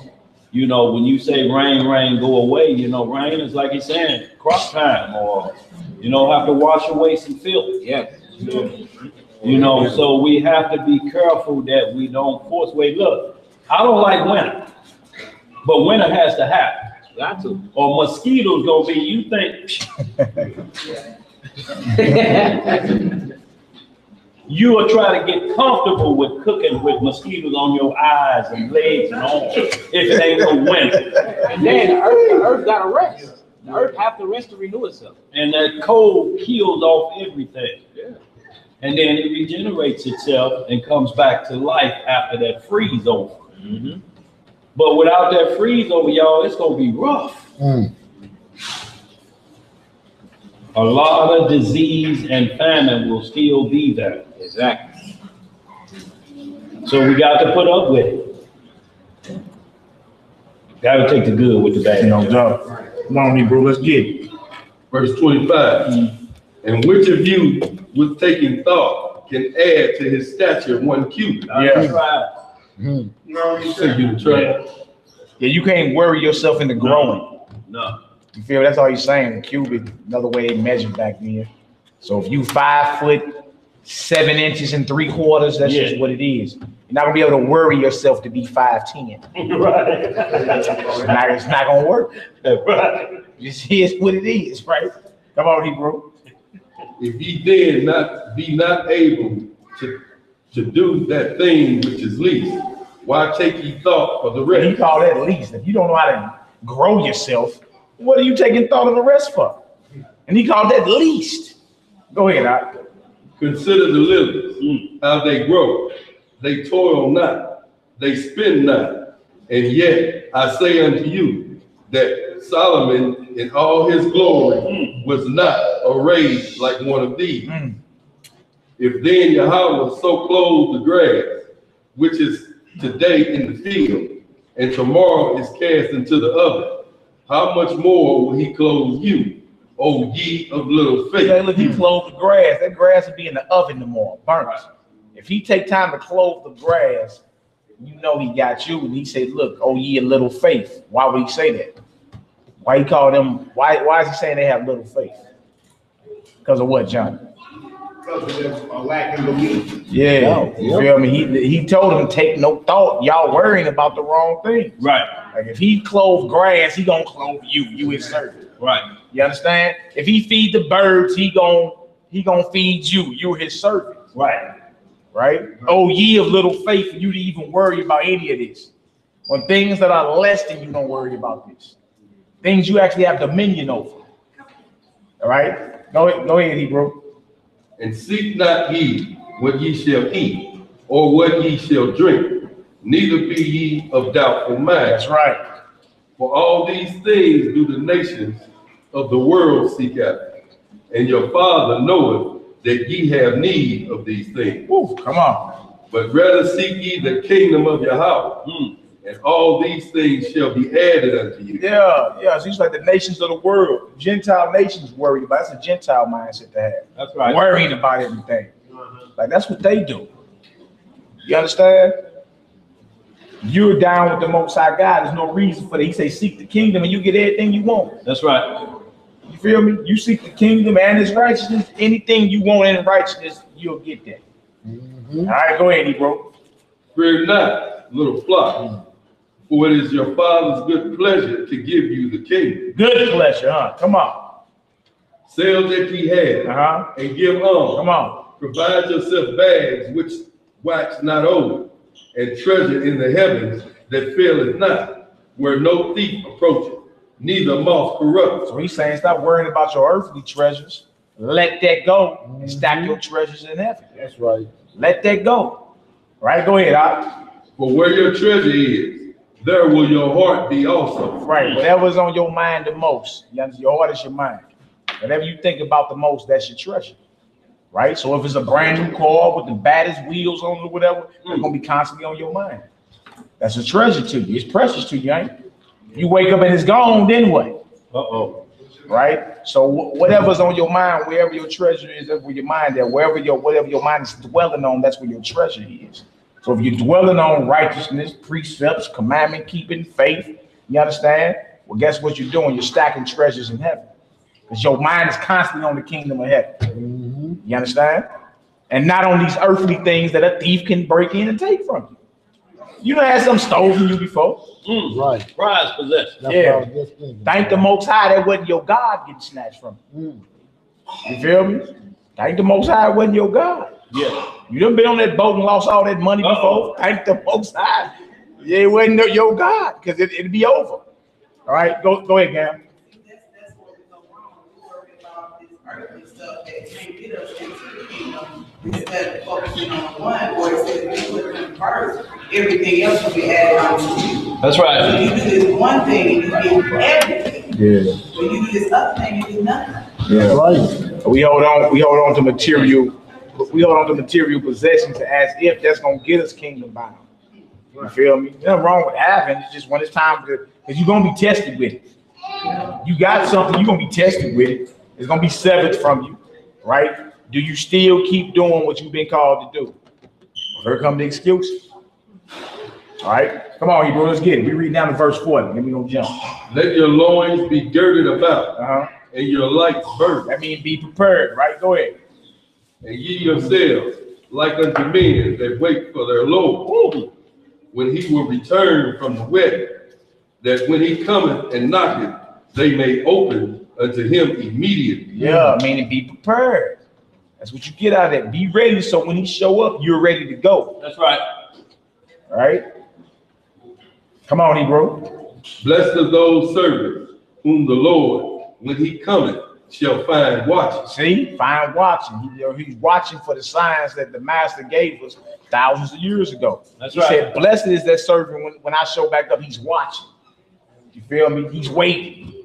He's doing what I commanded him to do. All right, go ahead. Verily I say unto you, that he shall gird himself and make them to sit down to meat, and will come forth and serve them. And if he shall come in the second watch, or come in the third watch, and find them so, blessed are those servants. And this know, that if the good man of the house had known what hour the thief would come, he would have watched. That's right. And not have suffered his house to be broken through. Yeah, because if you know somebody coming to rob you, you're going to stay up and watch to make sure you don't get robbed. You're going to be armed too. You see that? Right. So don't fall for the Jehovah's Witness mindset like, no, I don't watch anything. I don't watch TV. I don't watch this. The scriptures say be watchful. How you know what season you in? How you know what's going on? You know, you scared to watch TV and go to the movies. Why? There's so much bad stuff. Yeah, be watchful. It ain't going away because you said it. It'll be on the news tomorrow. 3 killings on the north side. Yeah. Not watching it ain't gonna make it go away. Right. What's that? Obeying God's commandments. Yes, sir. For you, absolutely. Come on, Hebrew. Verse 40. Be ye therefore ready also, for the Son of Man cometh in an hour when ye think not. See, coming when you think not. So be prepared, be ready, be watchful. Be watchful. That's the thing. We lose focus real quick. Like you just forgot that quick. Trump kicked off a war in Syria yesterday. That's right. If you don't focus on what's really going on, you'll lose focus real quick and forget. Well, that ain't in my front door. I deal with it when it get here. Wrong mindset to be in. Wrong mindset to be in. All right, we done with that. That was verse 40. All right, y'all, we're going to get into this apocrypha. Let's go to the second Maccabees. Second Maccabees, chapter 7. God, before, if you will, can you read this Jasher? Yes, sir. You got it pulled up 22 and 41 is just kind of once again another vow that was made that we don't really understand how old Isaac was when Abraham did this. You know, a lot of times we thinking it's a little child sacrifice, but when you see the ages, it's the same age as around that age range of the Messiah when he was offered up, so to speak. So you see that there's really never what we would consider child sacrifice that some would try to point the finger at. You know, the naysayers, when they try to put these scripts down, they like to try to go to things, but they don't have the full understanding of like sacrifice, like a burnt offering, and that man's daughter was never put on an altar. You know, so there's times when the Bible speaks certain language, we got to know the language it's speaking, because the naysayers are going to try to say, you're saying this. You know, no, you're interpreting the language wrong. That's the way you got it. But according to the rules of the Bible, I have to interpret the language this way. Because a lot of people are just reading the Bible looking for faults. So they're looking for things, they don't know the rules, so they're just pointing to things to see. Well, they ain't gonna know about this, they look scared of that. I heard they were told to stay out of this book. And that brings doubt when somebody outside points to something in your scripture and you scratching your head and looking bewildered. That's gonna be a problem. So that just this Jasher, so we kind of get an understanding of how old Isaac was, even though he was still called a lad. L-A-D is like a virgin. If you ain't never had or known a woman, or a woman ain't known a man, and she 50, she's still a what? A virgin. Just a 50-year-old. Yeah. And a laddie, if he ain't done nothing yet, he's just a laddie at 45. That's right. He's a laddie. You can go behind his ears, just, yep. That's what I thought, you was a laddie. But hit that for him. He got up. Can you blow it up a little more? But y'all don't have the Jasher here. You got it. Right here. 2241 down. Just down to that. Right there. You can start right there. So y'all, we got it right up here on the board. That's as big as it'll let you get. Okay. Y'all, for the book of Jasher, y'all, this is breaking down before Abraham even was told what was going to happen with Isaac. The deal had went down a different way from a vow. Just like Jacob in Genesis 28 and 20, he made a vow to the Lord. If you be with me, I'll give you 10% of everything I got. That's right. So 10% was way before Mount Sinai.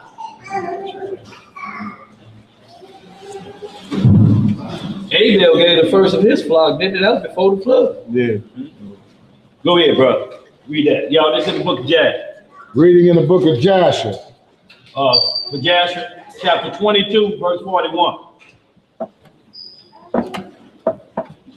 Reading in the book of Jasher, chapter 22, verse 41.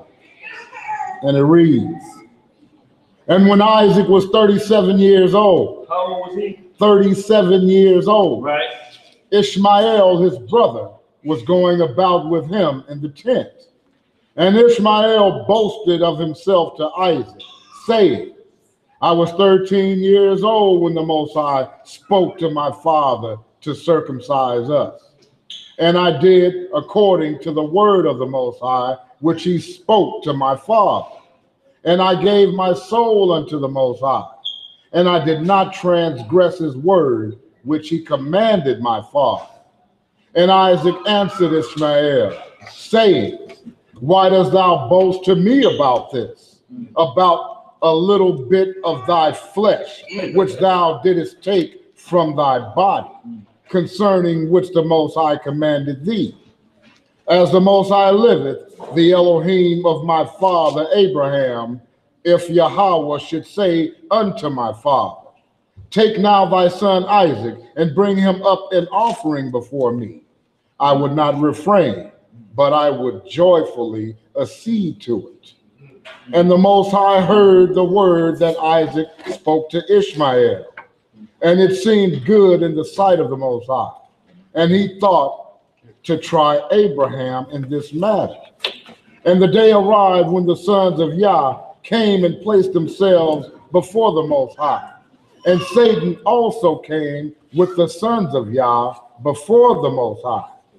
And the Most High said unto Satan, whence comest thou? And Satan answered the Most High and said, from going to and fro in the earth, and from walking up and down in it. And the Most High said unto Satan, what is thy word to me concerning all the children of the earth? And Satan answered Yahweh and said, I have seen all the children of the earth who serve thee and remember thee when they require anything from thee. And when thou givest them the things which they require from thee, they sit at their cave. No, they sit at their ease and forsake thee, and they remember thee no more. Hast thou seen Abraham, the son of Terah, who at first had no children, And he served thee and erected altars to thee wherever he came, and he brought up offerings unto them. And he proclaimed thy name continually to all the children of the earth. And now that his son Isaac is born to him, he has forsaken thee.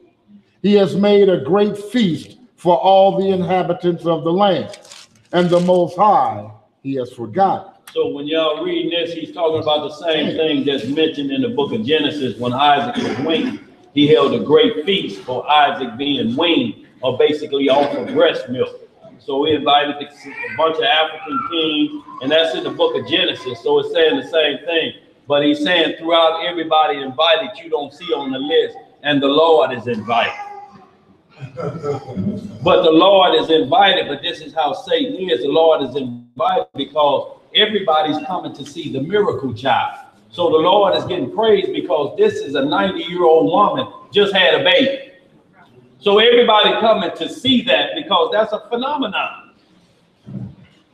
She been bearing all these years and he 99. So who he's inviting, he's still doing the work of the Lord because they know it can only, who can get that glory? Because Abraham said, look, Sarah said, my womb is dead. And Abraham said, I'm kind of a little long in the tooth on this matter. Right. So the glory is still going, but Satan tried to make it look like, you know, they done left you out. Like the Lord don't understand what Abraham's doing, you know. Like the Lord gonna say, yeah, you is right. He didn't invite me. I ain't getting no RSVP or nothing. Go ahead, read some more. Verse 52. For amidst all that he has done, he brought thee no offering, neither burnt offering nor peace offering, neither ox, lamb, nor goat of all that he killed on the day that his son was weaned, even from the time of his son's birth till now, being 37 years. He built no altar before thee, nor brought any offering to thee. For he saw that thou didst give what he requested before thee, and he therefore forsook thee.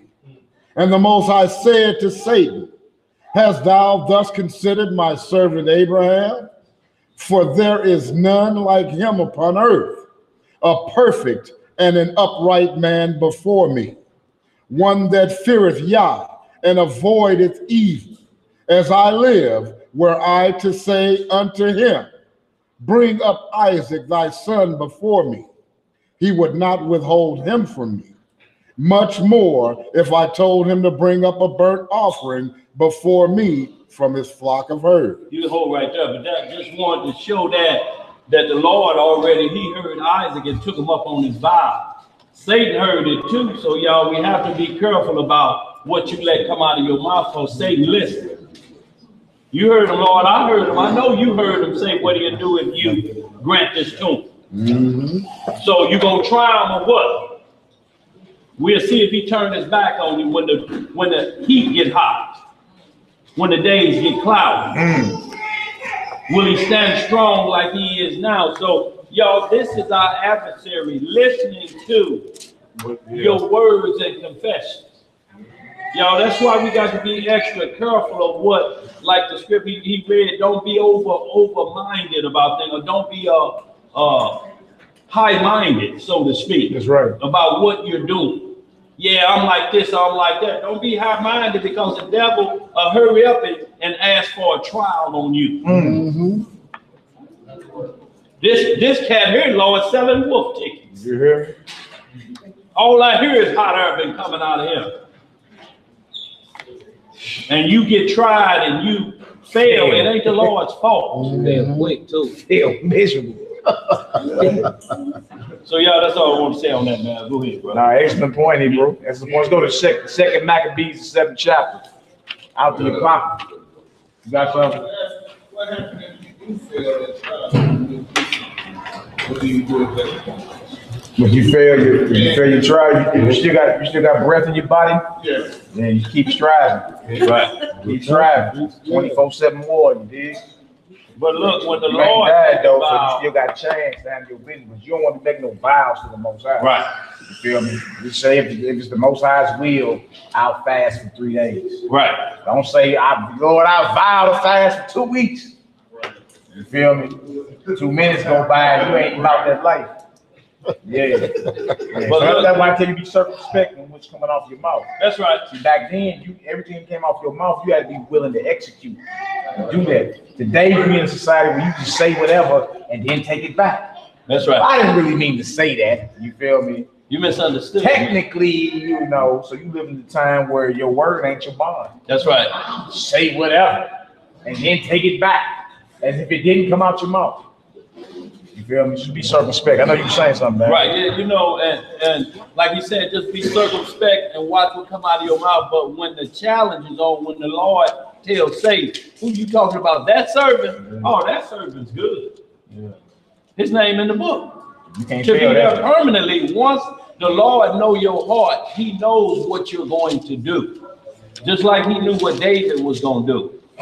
Now, that's a difference from the trial about you versus how you recover from your own wickedness. Right.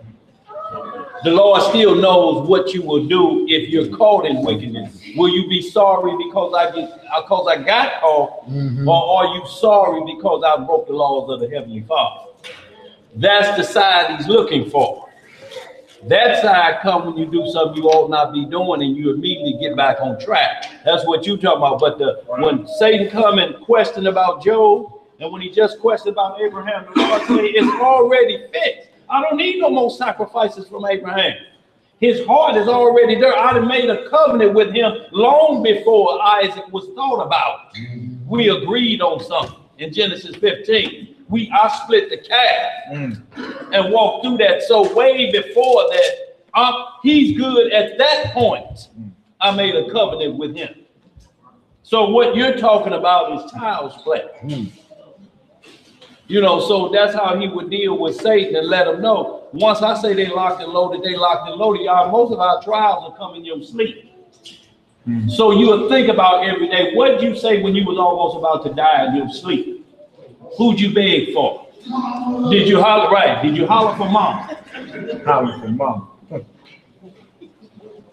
Or did you holler for the Most High in your bed? Then you wake up and sit up and terrified. Ooh, it was just a dream. No, it's a trial.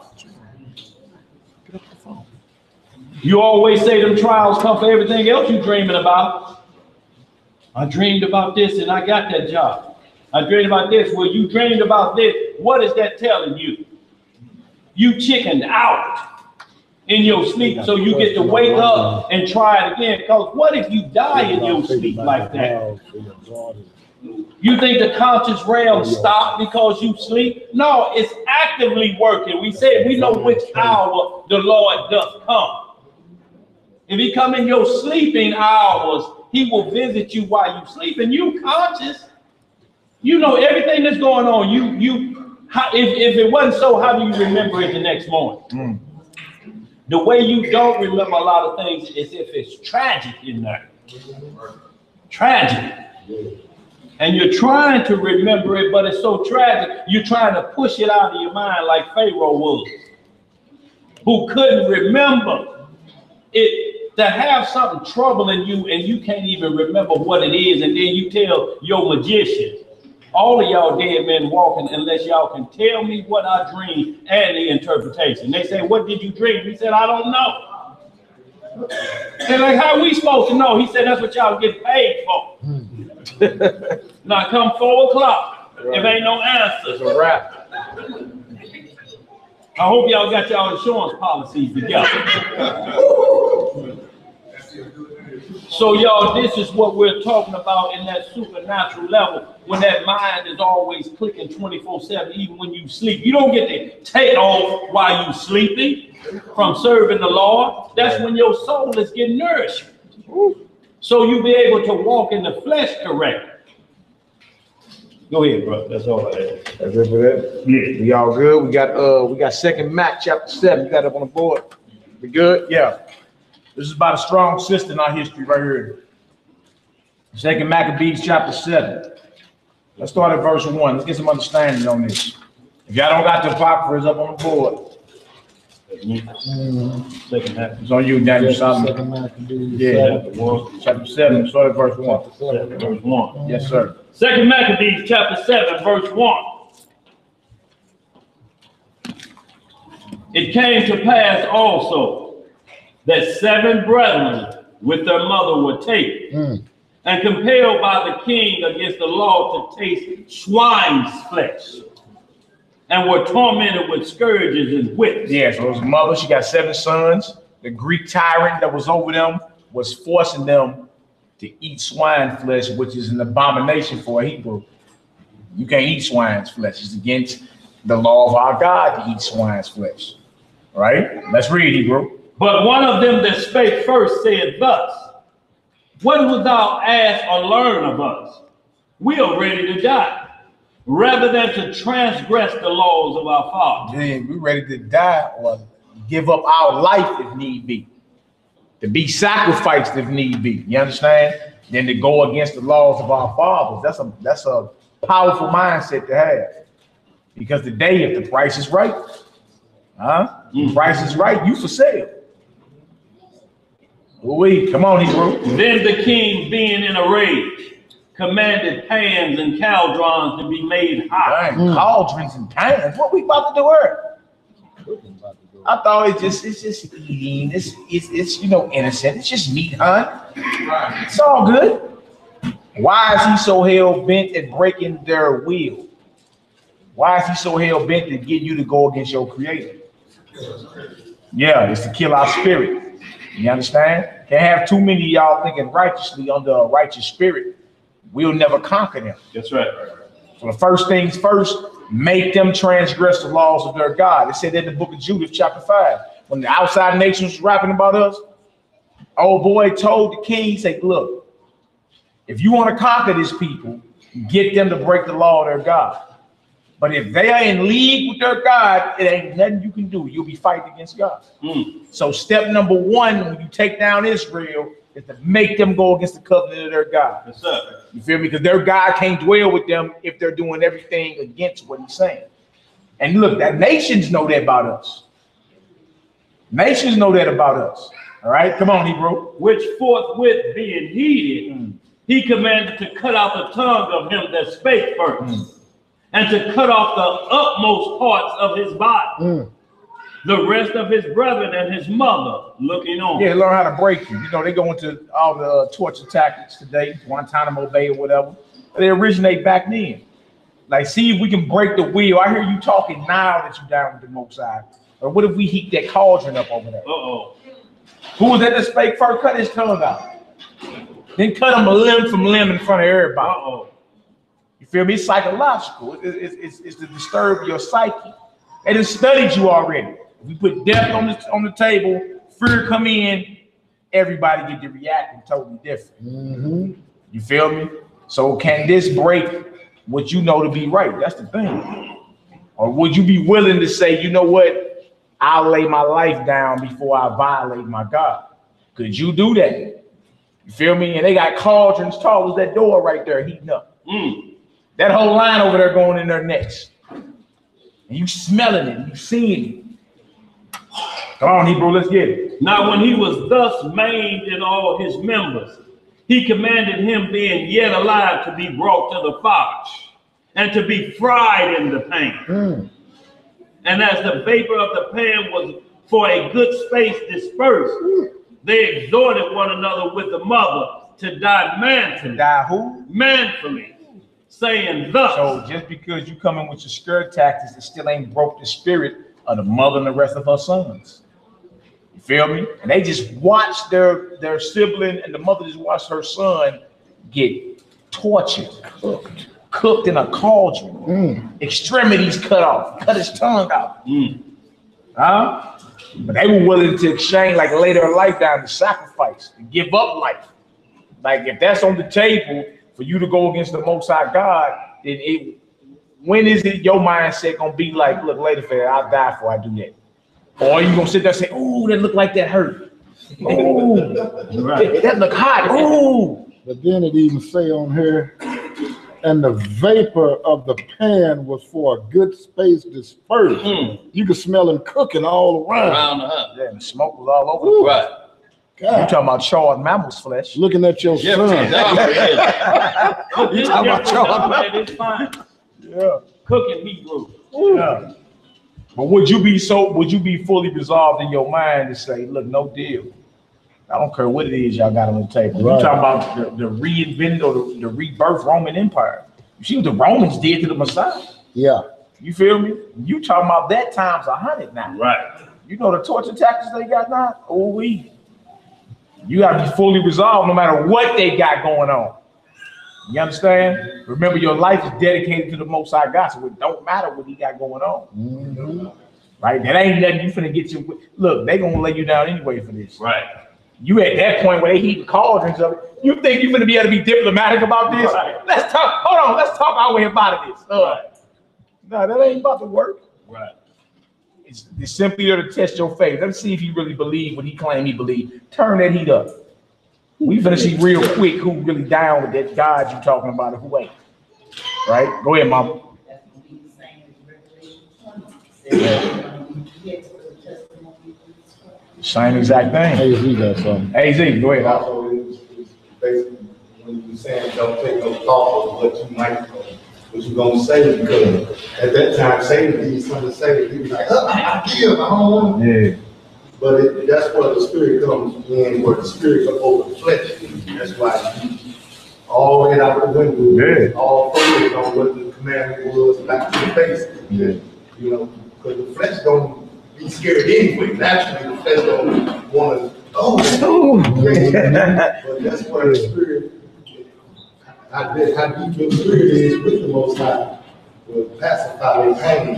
Yeah. You know what I'm saying? For that split moment, it's only gonna be a few minutes. Yeah. Yeah, you gotta be willing to die. Even some of the old coaches back east, like certain Japanese, they'll die for you dishonor them. Yeah.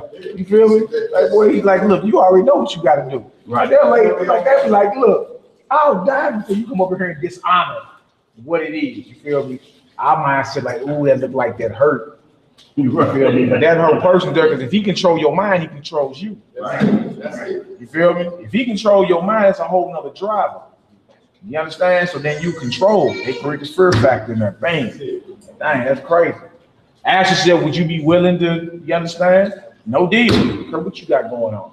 Would you be willing to lay your life down and be sacrificed for the truth? You feel me? How strong was your resolve? That's what it come down to. Yeah. Come on, Hebrew, let's get it. The Lord God looketh upon us, and in truth hath comfort in us, as Moses in his song, which witnessed to their faces, declared, saying, and he shall be confident in his servant. That's right. So when the first was dead after this manner, they brought the second to make him a mocking stock. Hey. And when they had pulled off the skin of his head with the iron, scalpel. We ain't talking about band-aid wounds, y'all. This is serious. Come on, Hebrew. Woo. They asked him, wilt thou eat before thou be punished throughout every member of thy body? But he answered in his own language and said, no. Wherefore he also received the next torment in order, as the former did. And when he was at the last gasp, he said, thou like a fury takest us out of this present life.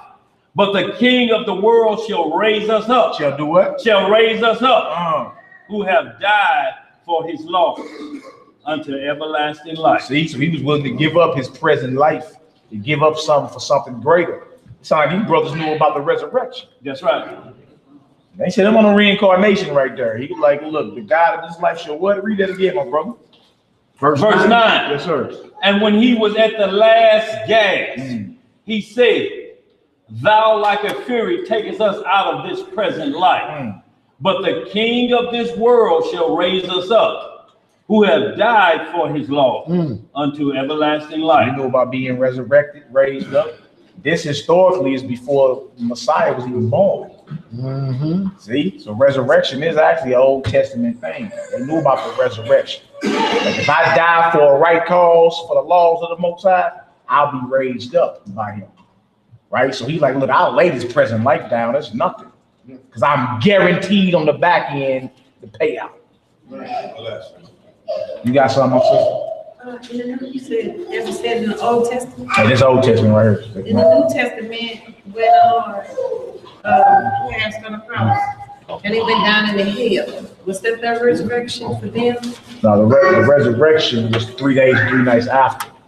I mean, for the saints, the ones that died before he was hung on the cross, was that their resurrection? No, his resurrection, then those that rose after him is verse 52 of Matthew 27. He had to resurrect first. Okay. Then there were many that came out their graves after him. After he resurrected, he had to be the first fruits from amongst the dead to be resurrected. So he didn't save nobody from the Old Testament. Yeah, that's after he died, though. After he was resurrected, he first.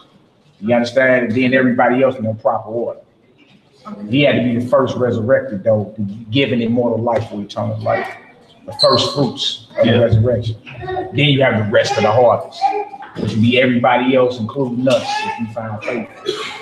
All right, come on, let's get it. Verse 10. After him was the third made a mocking stock. And when he was required, he put out his tongue. And that right soon holding forth his hands manfully. And said courageously. Like, these little brothers wasn't no chumps, like, oh, please, come on. Let's reason together. Manfully, courageously. Right? Come on. These I had from heaven. And for his laws I despised them. And from him I hope to receive them again. See, knew about the resurrection. I'll receive these again. I got these from heaven. Come on now. Insomuch that the king and they that were with him marveled at the young man's courage, for that he nothing regarded the pain. This type of mindset you need to fight a tyrant like this.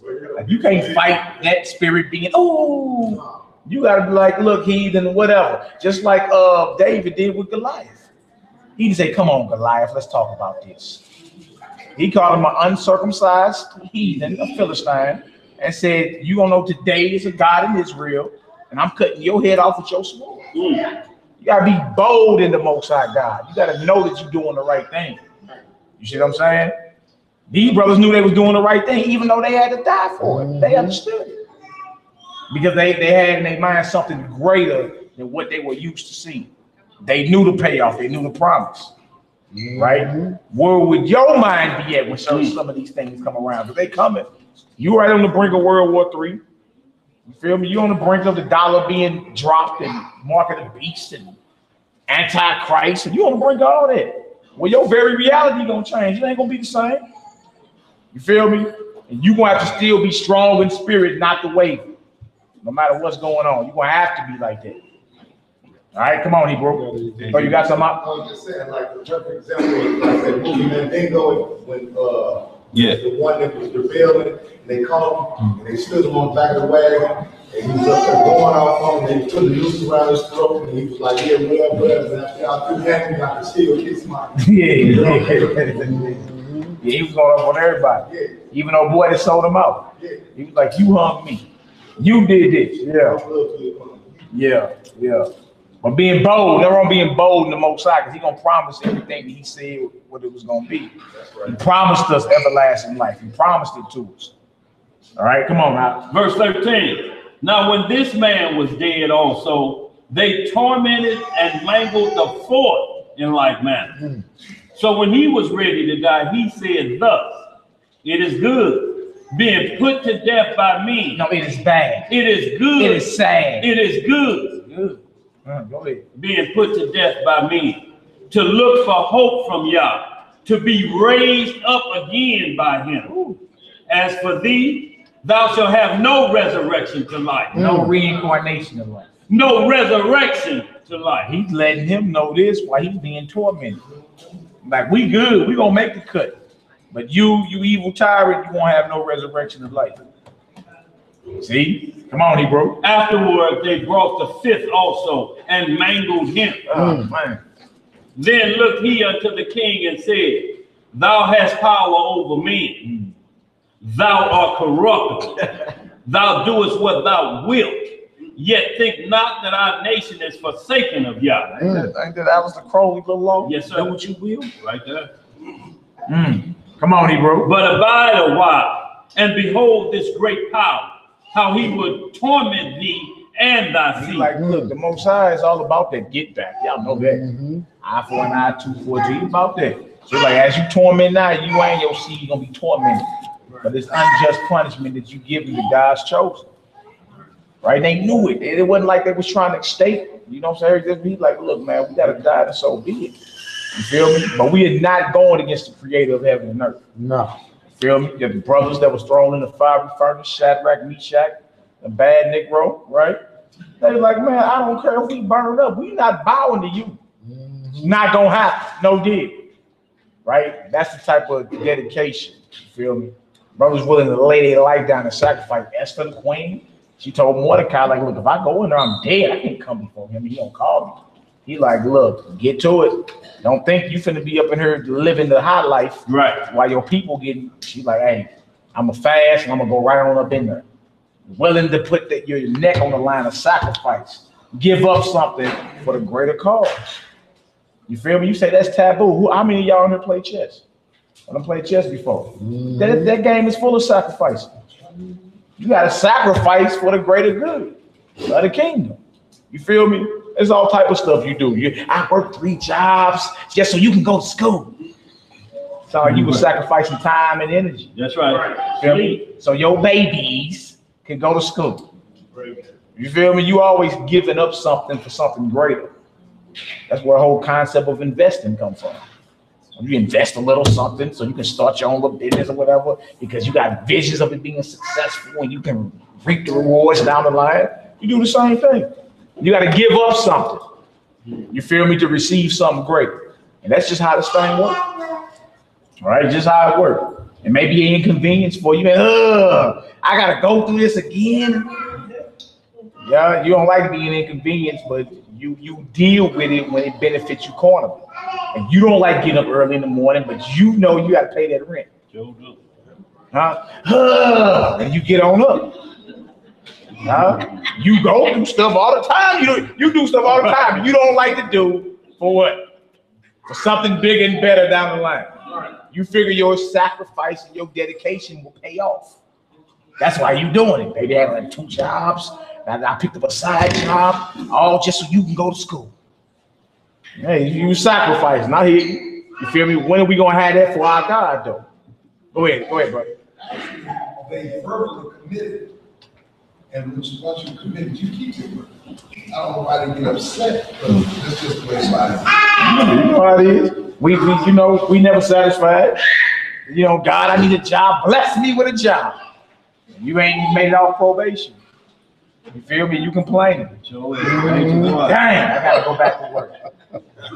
Dang, yeah, you agreed to it. Yeah. You understand? We agreed to the covenant of God. We came out of Egypt. All the words you say, we shall do. Oh, okay, you down with this? Sprinkle them with the blood of the testimony. That's what's up. Make sure you do everything that is written therein. Huh? Just what it is. Somebody else ask something? Sis, back there. No, go ahead, sister. Go ahead. It was proposed, what would you consider to be the mark of the beast for today? Mark of the beast. Well, look, you dealing with an economic. We go to Revelation 13 about it. You dealing with a whole economic system. You feel me? You got some people claim it's an embargo on Iran. I've heard that before. Or the mark of the beast is a fake religion. You've heard that before, right? But those that receive the mark of the beast, worship the image, you feel me, or the number of his name, have no forgiveness. That's in the very next chapter. So if it's dealing with a false ideology such as Christianity or Islam, then everybody in this room is done dealing. Right. You don't receive the mark of the beast. If it's an embargo on Iran, like some people say, you understand, and their profits still go up. Like, how is that? It says no one might be able to buy or sell, save he that had the mark. Feel me? Worship the image or the number of his name. So we're dealing with a worldwide economic system. All right. Now they got market of the beast technology out here. You feel me? They got it to where, you know, you can wave your hand, scan your retina, you know, something, and everything, access to everything from your financial records to your medical records, to everything to track you, cut off your credits. Once they collapse the dollar, you're gonna be dealing with credits and all that. You have so many credits. So with the advent of what you call ATMs, what you call an insert the chip now, if you got your debit card, you ain't gonna be able to slide it too much longer. It's gonna be it's inserting the chip now. They're getting the lingo, they prepping the flock. That's right. To slowly accept being implanted. You feel me? And that stuff is here. So you got some people say, well, now we don't believe is that, but get to the bottom of it. Are you gonna tell people that come around a fellowship with you, hey, if I was you, I would accept an RFID chip or some type of tattoo, you feel me, on my right hand so I can live a better life? Because my baby's got to eat, you feel me? Like, how do you tell somebody, hey, dog, if I was you, I would get that? When it says there's no forgiveness for it. You feel me? So people can play, like they say it's an embargo or it's a religion, but ask them the real question. Is it okay, you feel me, when the cash drops, when it's a cash society, is it okay to go along with that little small thing about the size of a grain of rice? Can I put that in my forehead and in my right hand? I asked them cats that teach that, are you saying that's okay? You feel me? If they say, well, yeah, sister, you didn't get the memo? Yeah. You know who you're dealing with at that point. You feel me? Some people are saying that. You understand? So it's a worldwide economic, you know what I'm saying, system. Everything's tied into something. Right. You feel me? So once they start taking certain things out of circulation, you feel me, and get rid of all the paper currency, the next thing up is digital. Everybody. And one of those alphabet counts teach, they gonna take that, right? Yeah, a whole bunch of them. Yeah. Really? Yeah. So you're dealing with RFID, but the market of beast technology been out. Right. You feel me? They chipping whole armies over there in Mexico. Certain employees are taking it that work with certain, you know what I'm saying, certain vendors or whatever. It's already out. It's just when it come down to it, he gonna cause all. He gonna collapse this economy and cause you and say, look, you want to continue to drive that car? You got the car note on, you want to continue living in that house? You finna have to come on and register. You understand? And so when everything shifts over, we're going to be prepared to stand up against it. Look, you transfer money right now to each other, can't you? Yeah. In each other's bank account, you can transfer money via that phone at the end of your right hand. Move money, collect bills. They got the little thing you can stick in the earphone piece. They be getting you ready, Social Security Administration, everything. You feel me? That ain't no older than the 30s, 1930 something. They getting you ready for all of it. At first, that was never supposed to be used as no type of employment or no identification, but that's what it's used for. Yeah. You gotta give everybody your social. You see what I'm saying? So they've been prepping us for it. They've been tracking us. They've been doing it. It's just the entire world is going to collapse. The entire economic markets are going to collapse, and somebody's going to have to come up with a solution to keep things rolling. You feel me? And when all you got to do is take a little bit of food from people and water, and they're going to be big and they get down with any program you offer them. You understand? Because they're not spiritually awoke to what's really happening. That's what we at with it. To where you want to be willing to stand up and say no deal. Like this mother and these 7 sons. And this was about eating pork, y'all. Yeah. Something you look at today like that ain't nothing. Like, okay, so look at it as if they being forced to take the mark of the beast. It still got to be the same resolve and mindset. Yeah. Like, no deal. I'm not taking that. You still want to have the same spirit these young men had and they mama to stand up against something that you know you ain't supposed to be doing. So if you got the spirit to compromise already and go against the Most High, you already got the mark of the beast spiritually. So when they tell you, look, we ain't got no cash no more, come on over here and sign up. You're like, sir, yes, sir. And keep it moving. If you already in spirit, got the spirit to go against God, you already marked. You feel me? You already marked. That's a spiritual mark. You hell bent to going against your God. You feel me? So when they come and say, look, this is the new system, this is what it is, you won't follow hook, line, and sinker. You're not going to stand up. Like these brothers right here, who went so hard, they wouldn't even taste the swine later for that. I'm good. I'll die before I eat that. Right? So look at this like they offering them the mark of the beast. Come on, now, let's get it. Verse 18. Yeah. After him also they brought the 6, who being ready to die said, Be not deceived without cause, for we suffer these things ourselves, for ourselves, having sinned against Yah. Therefore, marvelous things are done unto us. Sound like they was even making excuses. They knew, like, look, we don't win against the Most High God. That's how punishment come down on his people. So they knew it, but still was willing to say, look, we're not going to use that as no excuse. Man, look, they could have used excuse. Well, you know, everybody falls short of the glory of God. This is one time. Let us go ahead and go against them. Just to live the baby, it's just live. Right? You can hear the excuses. You know, everybody's saying, you know, you ain't perfect, you know. It's all good. Go ahead and take that, man. You know, you got 12 babies, man. Go ahead and take that mark of the beast, man. Right. You need that, man, for them babies, man. They need pampers. Huh? Yeah. Come on, Hebrew. But think not thou that takest in hand to strive against Yah, that thou shalt escape unpunished. Breathing threatenings at him while they be getting punished. You going down too. Come on. Right. But the mother was marvelous above all. This is what I want our sisters to peep, man. This mother. Because if that was you in that situation today, you know the conversation going totally different. Boy, look at your mama. I'm your mama. Go ahead and eat that and come on home so I can tuck you in. That's a whole nother conversation today. You finna do what? You gonna do whatever you need to do for that baby to live. You feel me? But these boys was trained from their youth, trained up. Like, look, if death come around to get you to go against your God, no deal. Okay, what you got to do? They were trained up, so then they go into the mama. Say she was more marvelous than all. So you mothers in here, ask yourself if you, in your mind, could arrive at a mindset like this. You feel me? And it don't mean that you can't get there. It don't mean the Most High ain't gonna deal with you. Just ask yourself. Because this mother right here, she's famous. She in the Bible. Right? She where you trying to get to. But it said she was marvelous. Now let's see her response. What's her response? I'm your mama. Let's see. What was her response? How did she deal with this? Right? You got something to say there? That mother you're talking about, is there any other books carrying a part of her life where you can read about her before it came to that point? Not that I know of. It's a good question. Not that I know of. It was a good question, though. Yeah, excellent question. Not that I know. I haven't read anything else about. And look, we don't even know her name. She's called the mother of 7 sons. And you know, we got a sister that make shirts. She also the mother of 7. She literally got 7 sons. Right. You know what I'm saying? But hey, to carry that title was major because the mother was more marvelous than all. Right? Marvelous. Right? Now she could have went opposite of what we about to read, but she still didn't say marvelous. That's the question.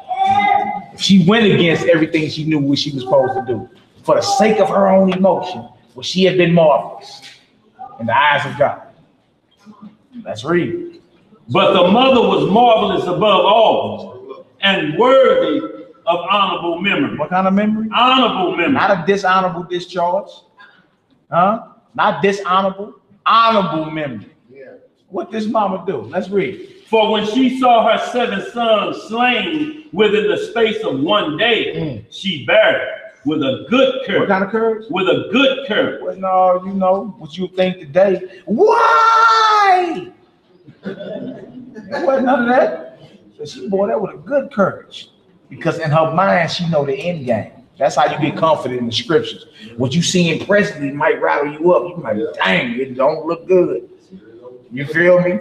We against all hope now, y'all. That's what it is. Right. They outside with them guillotines. Like what that was happening right now. Like, hey, I got an announcement class. Hey, remember all that real Hebrew stuff you claim you believe? Right. We finna see. They outside the parking lot right now, Sister Kim. Versatile guillotines. 13 steps. Might be the ones going up to step 13.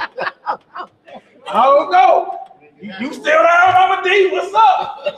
We gonna have to go hard around this. You know, when it's looking like it ain't no hope, you know what I'm saying? Hey, it's real easy to talk that night. Yeah. Like, yeah, I would have did that. We'll see. We'll see. And it's just us growing every day. What you say, Mama? Make sure you count the steps. Yeah. Count the 13 steps. Go ahead, Mama. It's not once, and I'm telling you, talking this to myself as well, because it's not what we see in the natural. It's not what we hear in the natural. That's right. It's based on what the Father has said, that we can keep here and keep our eyes on what He said in here. Right. This is what on a daily basis that I'm talking to myself that have to remember on a daily basis. It's not what I can taste, not what I can hear, not what I can see, not even what I imagine with my own self. It's on what pleases the Creator, what pleases the true Father, what He says, and can I feel, because there are greater ones that have gone on before me. When I used to imagine what the truth. I'm sorry, Tim. No, but it's on, are those that have gone before me, could they be the ones that cheer me on, that I hear, that I can hear them cheering me on? Not literally, because of the scripture says here. But it's, can I please the Creator? What pleases the Father? This mother knew what pleased the Father. Yeah. She knew what brought glory to the people. And that she was willing to put her children on the stage and allow them to get glory to the people. Yeah. What is that we're teaching our children today that will put into their mind, by the way, they what can I put on the inside of my children that would give them, even if they weren't around me, that would bring glory and honor and praise to the without me even being there, with my eyes closed, not even looking at my eyes to say yea or nay, could they, if what I'm putting in them, what I'm feeding in them, could they say, for the Creator eternal I live, because, and for the Creator eternal I'll give this flesh. So it's no longer giving, dying, because we've already died. But it's, can they say, I know my mom and my dad would say, this is what I'm supposed to do, and do it without issue. Yeah. Hey, look, it can happen. Look, he say train up the child. That's right. In the way that they should go. Feel me? So this showing even the children were trained up, because they was talking back to their tormentor. Come on. Like, man, we gonna die for this. Like, what are you talking about? Right. You can get 1,000,000 more of them cauldrons up in here. We not gonna go against the Most High. You feel me? And you know, dealing with our people, we got a few choice words for, you know, those that call themselves tormenting us. You know what I'm saying? But these brothers stood strong, and the mother, like I said, was more courageous than all. So they was raised in this life. So you start seeing the battle that we got to go through, and the fight that we have to restore this type of mindset back on our people. You feel me? You look at this like it's radical now, but you ain't said nothing about Harriet Tubman. Right. Harriet Tubman had a mindset like this. That's right. You feel me? You give her glory. You give her praise. Oh, Sister Harriet, yeah. Right, but she had to go there in mindset. She couldn't play around with what was going on. She had to sacrifice. She had to put her own neck on the line, right? Rescue some of her people. Some of them get weak in the spine. Some men. That's right. A lot of men, right? And she had to turn that gauge on them like, look, I'll put you down before I let you go back there. Right? We call her a sister soldier today. That's right. Right? But you look at her mindset. Look, she was wanted by the United States government. You feel me? She was straight wanted instead of a terrorist. Right? But was willing to adopt a certain mindset and put her neck on the line to see something great. That's right. You feel me? Yeah, and look, and trip off this. Those are the people that you're going to remember. Those are the people that get the ink dealing with the Most High. You feel me? And you got average, every day, but then you got people that shine above the rest, because everybody got the knowledge. Everybody say the 10 Commandments. Everybody can say that. But when it comes down to sacrificing, Right. See that's a character builder right there. That really say something about a person. Like I get that up. You feel me? To receive something great on the back end. I give up everything you talking about right here, just to receive glory and honor and riches on the back end. I'm in. Count me in. You feel me? That's just what it is. All right, so let's read about this mother right here. Okay, let me just say to now for when he was talking about Harriet Tubman, that series of Underground is one called Minty, Minty. Right. It's specifically about Harriet Tubman during that time. So if y'all just Netflix or whatever it is, the Underground Minty, Minty, it's gonna blow your mind what's being said about these scriptures, and them abolitionists out there listening to who they call the female black Moses. Yeah. Yeah. She had all type of scars on the back and all that. That's straight soldier. You know what I'm saying? And when she spoke, they was baffled. Like, wow. You feel me? And convicted. You know what I'm saying? She wasn't holding no punches, just like Frederick Douglass gave his 4th of July speech. He ain't gonna be holding no punches around her. It's what it is. All right, come on, Hebrew, let's get it. Because of the hope that she had in the Lord. Yeah, she exhorted every one of them in her own language, filled with courageous spirit, and stirring up in her womanish thoughts with a manly stomach. She said unto them, I cannot tell how ye came into my womb, for I neither gave you breath nor life. Neither was it I that formed the members of every one of you. But doubtless the creator of the world who formed the generation of man and found out the beginning of all things will also of his own mercy give you breath and life again, as ye now regard not your own selves for his law's sake. You're gonna be given eternal life. You're gonna be rewarded for this. I can't tell how you came into my womb.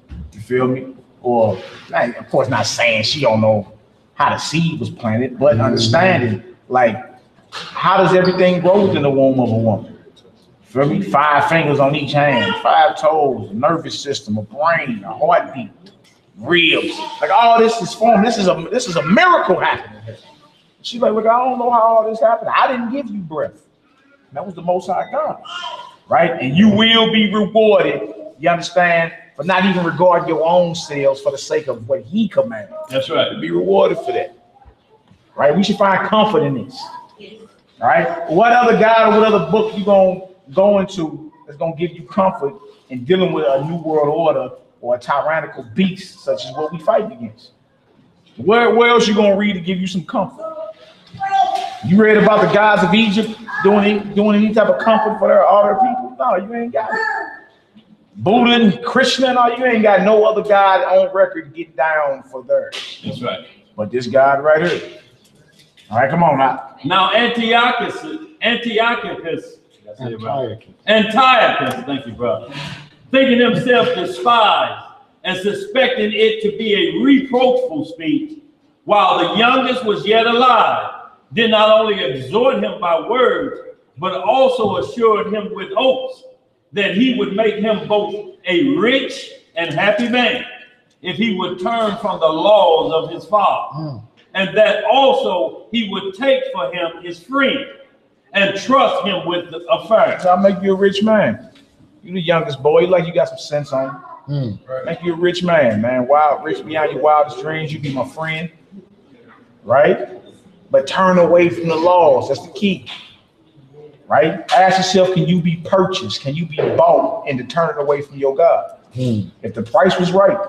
Mike came in here with a briefcase. When crack that sucker open, boy, this is like, whoa. Boy, I'm set for life. It's just only one stipulation.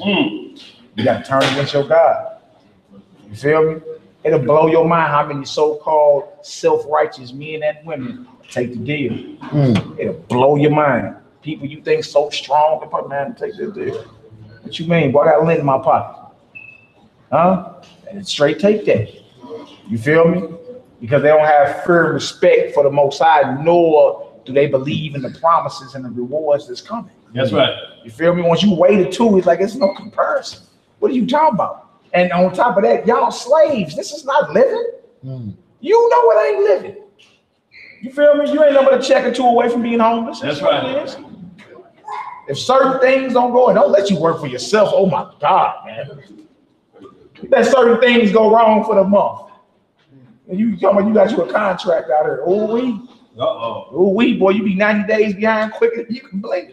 And he just walk in here with a big old suitcase and say, boy, you're free. All you gotta do, is go against your God. How many of y'all can be like, no deal? My bad. I'm not no deal. My bad. No deal. Or how many of y'all be like, well, I don't know. I do kind of. How much in there? I am behind. See, that's how you know they thinking about it. They get to ask, well, how many stacks did you see? Like, what was really going on? Right. So ask yourself that, and if you ain't there, pray to the Most High to give you the strength to get there. So you don't want to be somebody that's purchased, that's easily to be bought. Like you can buy, somebody can buy you. You claim what? Shalom? Yeah, okay. Throw him a couple dollars, he'll shut up. Right. He'll shut up quick. We done seen it. Right. We done seen it. Something go wrong with somebody, a financial burden come along or something like that. Man, that brother ain't even shaloming no more. No shalom, none of it. None. It's all an excuse. All right? Go ahead. I want to say this. We all saying and thinking about it now. We all praying right now. Hey. But every man and woman in here really think about it. When that time comes, when that moment comes, that you gotta have the courage and enough willpower, like this woman here, is straight, spirit over flesh is straight, stand on these laws, statutes, and commandments. Right. Till the death. Now we ain't just saying something that just shalom and Yahoo and all that. Yeah, that's cool, but when your life is on line, when you on that table, that's the moment that you gotta straight prepare yourself. Yeah. I mean, for real. You know what I'm saying? Yeah. I mean, that's real talk. That's a good point. You feel me? And then you look at your life like life is a roller coaster. You up and you down. So you check your down moments is the most preparing you to go without. Maybe the time comes when you want to go without. That's right. You feel me? It's what it is. Yeah, it's just what it is, bro. It's like, and you strong enough, don't never forget that we got the power. And he gave us the power. Joshua 1:1-9. Stick close to the law, statutes, commandments of the Most High, and everything will be well with you. Did not give you the courage? Look at her. He said 3 times before that. Look at her niggas. Did not tell you before speaking law, statutes, commandments. I'm with you. Be strong and very courageous. Yeah, but look, I feel you, Jay. I mean, the task. You look at the task that was in front of the forefathers. Like they had to go over, like, look, this land right here that people living in, boy, that's taller than the skyscraper. They living there? I thought this was our land. We were just gonna move in. A smooth transition. No, y'all actually got to go to war and get all them folks up off this land. And you had to have a belief in faith to go do that. Also, we live in Revelation time. Never forget that. We talk about the scripture reading. We live in Revelation time, y'all. We can still back by the law, but we live in Revelation time. So things different now. The angels ain't niggas. We stick to the law and God on our side could be against us. That's true. That ain't gonna play the man.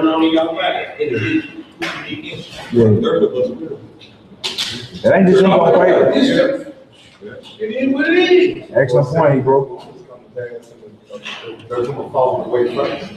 Yeah. We already know what's Come on, let's get it. Verse 25. Second Maccabees chapter 7. We in verse 25. He tried to bribe him. He said, I make you a rich man. Go against your God. I make you a rich man. Verse 25. Yeah. But when the young man would in no case hearken unto him, the king called his mother and exhorted her that she would counsel the young man to save his life. That's your youngest boy. I can kill 6 of your boys today. That's your youngest. I really don't want to kill him. Feel me? Tell your boy, go ahead and get down, make him a very rich man. Y'all be cool. You suffered enough today. At least you got one. Huh? Come on, Hebrew. And when he had exhorted her with many words, she promised him that she would counsel her son. Oh, yeah, I got you. I'm going to talk to him, all right? I'm going to talk to him. Yeah. Come on, Hebrew. But she, bowing herself toward him, laughing the cruel tyrant to scorn, spake in her country language on this manner. O my son, have pity on me that bare thee 9 months in my womb, and gave thee suck 3 years, and nourished thee, and brought thee up into this age, and endured the troubles of education. Yeah. I beseech thee, my son, look upon the heaven and the earth, and all that there is, therein, and consider that Yah made them of things that were not. Ooh. And so was mankind made likewise. So look at everything. Everything you see was made by something you can't see. Man, tell my son this. I beseech you, my son. Now she's supposed to be counseling him to get cool with the king so his life can be spared. Yeah. Yeah. Come on, what did it say? Fear not this tormentor. Ooh, do what? Fear not this tormentor. I'm your mama, boy. Come on home. She said, look, don't fear this tormentor. Did you feel me? He's a heathen. He's a sinner. What are you doing fearing him? Right, come on now. But being worthy of thy brethren, take thy death. Do what? Take thy death. Sisters, y'all know y'all can tell them babies, them children that today, you know you wouldn't be able to say that. You feel me? But she understood that what was going on was a spiritual war that manifested in the flesh. So everything you see was made by something invisible, including us. She understood that, right? How you come this far and then say, okay, baby.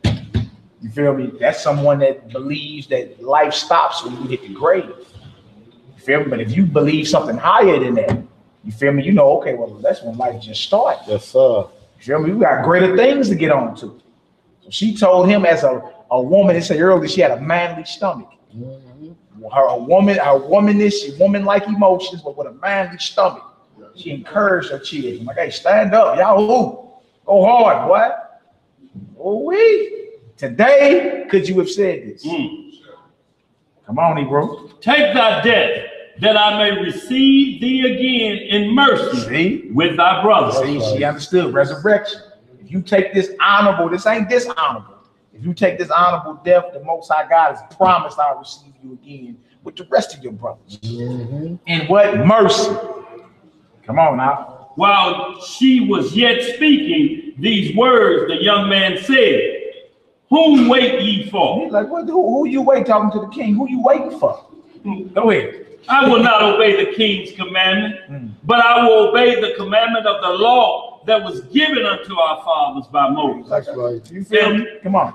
And thou, that has been the author of all mischief against the Hebrews, shall not escape the hands of Yah. Baby boy popping off, ain't he? He going hard. He like, look, later fall, I already know my end. I'm not even, they say scroll up a little things out. He like, I already know my end. It's all good. Baby boy, everyone trying to bribe him. That's right. But he the static addict out of all of them. He a firecracker. Come on, Hebrew. For we suffer because of our sins. And though the living Lord be angry with us a little while for our chastening and correction, yet he be at one again with his servants. But thou, O godless man, you, O godless heathen, come on, and of all other most wicked, be not lifted up without a cause, nor puffed up with uncertain hopes, lifting up thy hand against the servants of Yah. For thou hast not yet escaped the judgment of Almighty Yah, who seeth all things. Right out. For our brother, who now have suffered a short pain, are dead under Yah's covenant of everlasting life.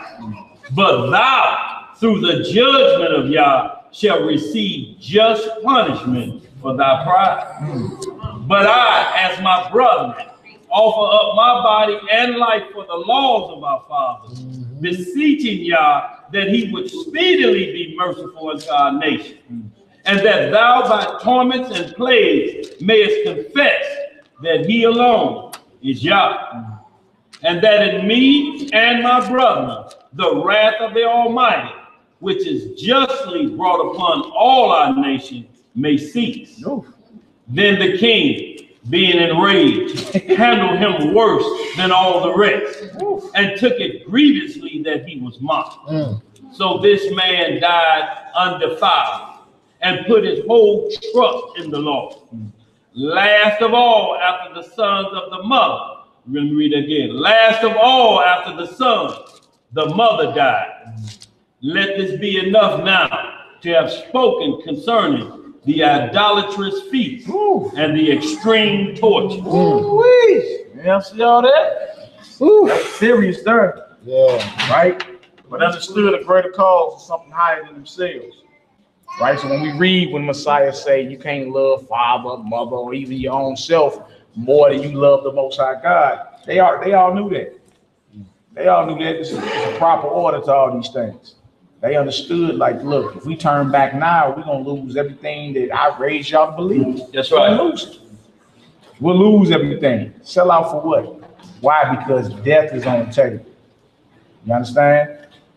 And desire or passion should never outweigh your reasoning, no matter what the passion is, you feel me? Or what the threat is. Like, how would that outweigh your reasoning and what it is you know you got to do? That's right. That's a trick of the adversary. Major trick. All right, Dan, I thought you had something. Was you going? No. I just wanted to hit a little bit for time. What time is it right now? About 4:44. Just want to hit a little bit at 2 Samuel 21. And y'all, when we're talking about strength, and then y'all, we also have prophetic visions that must come to pass. You know, so when we read certain stories, y'all, that's coming upon us, there's prophecies that must not fail. And this is just a situation with David's strength that all of us have to be one body, y'all. We have to have everybody's back. I want to go when we get older. I want to go 2 chapters over after you want to go okay. After you when you get older, now the young men are our strength. You know, just going out banging with a whole group of young men, and we elders now, we ain't the same. You know, and a lot of times prophecy like what the Messiah had to go through, the war that Peter wanted to do, the Messiah had to let him know, look, if you don't do this, the light get put out of Israel. So we have to understand this that we're going to read right here. At one time, they had to preserve David because David was a man of war. David was a warmonger. David, I mean, when you said let's scrap, he like, where my stuff?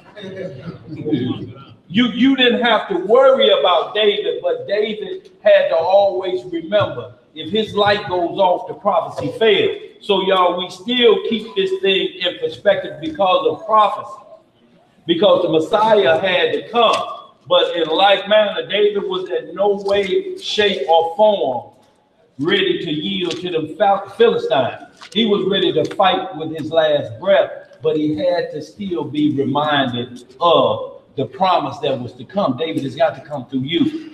We can't let your light be put out. You know, so this is just a story, y'all, that are talking about David and his strength, and it was about a battle to go up against the brother of Goliath, another giant. Now, David was 14 or 15 when he killed Goliath. Now he's a full-grown man, and he's scrapping out here. We warring with these Philistines on a regular. David at the point that when the kings would go out, that was just enough that he would go out and battle, and then the king moved back, and everybody else takes the throne. David never wanted to go back. He was like, look, man, let's roll. Wait a minute, David, you don't go out today. I'm going out today. Ain't no need to talking about it. I'm going. They like, he going. He going, but we have to be careful, y'all, that we never get above the prophecy. And that's what's happening with a lot of these camps. They try to put men in these high power positions to take away the promise of the Messiah. You know, let their light go out. But y'all, we have to keep this thing going. If we go, we got to make sure we pass this message on like they did. This gives us encouragement. That's not to let the light go out, y'all. When we talking about the light going out, y'all, we're talking about they extinguish the laws of the Most High, because that's the only way they get it off. It's the only way they ever got it off. Strip you of your name and the laws where you come from, and we win.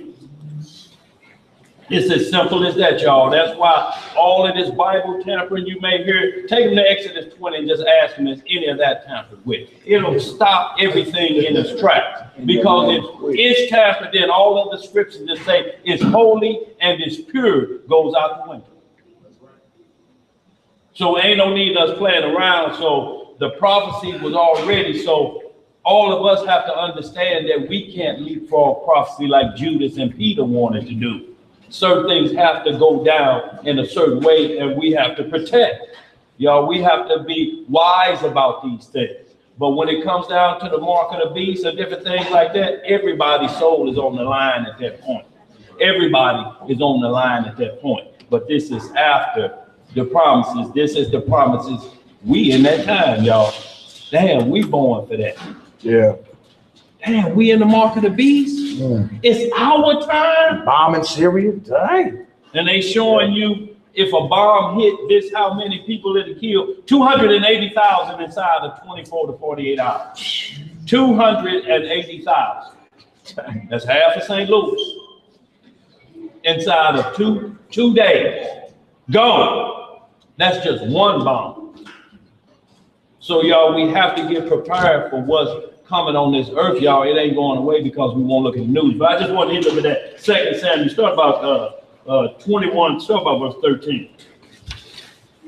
Just start about 15. Y'all, we're just going to read a couple verses on this. And I just wanted to see that David fought to the end. He had to be told, David, man, you got to hold on. David didn't want to hear it, y'all. You talk about somebody you call and say, man, I got stacked. What?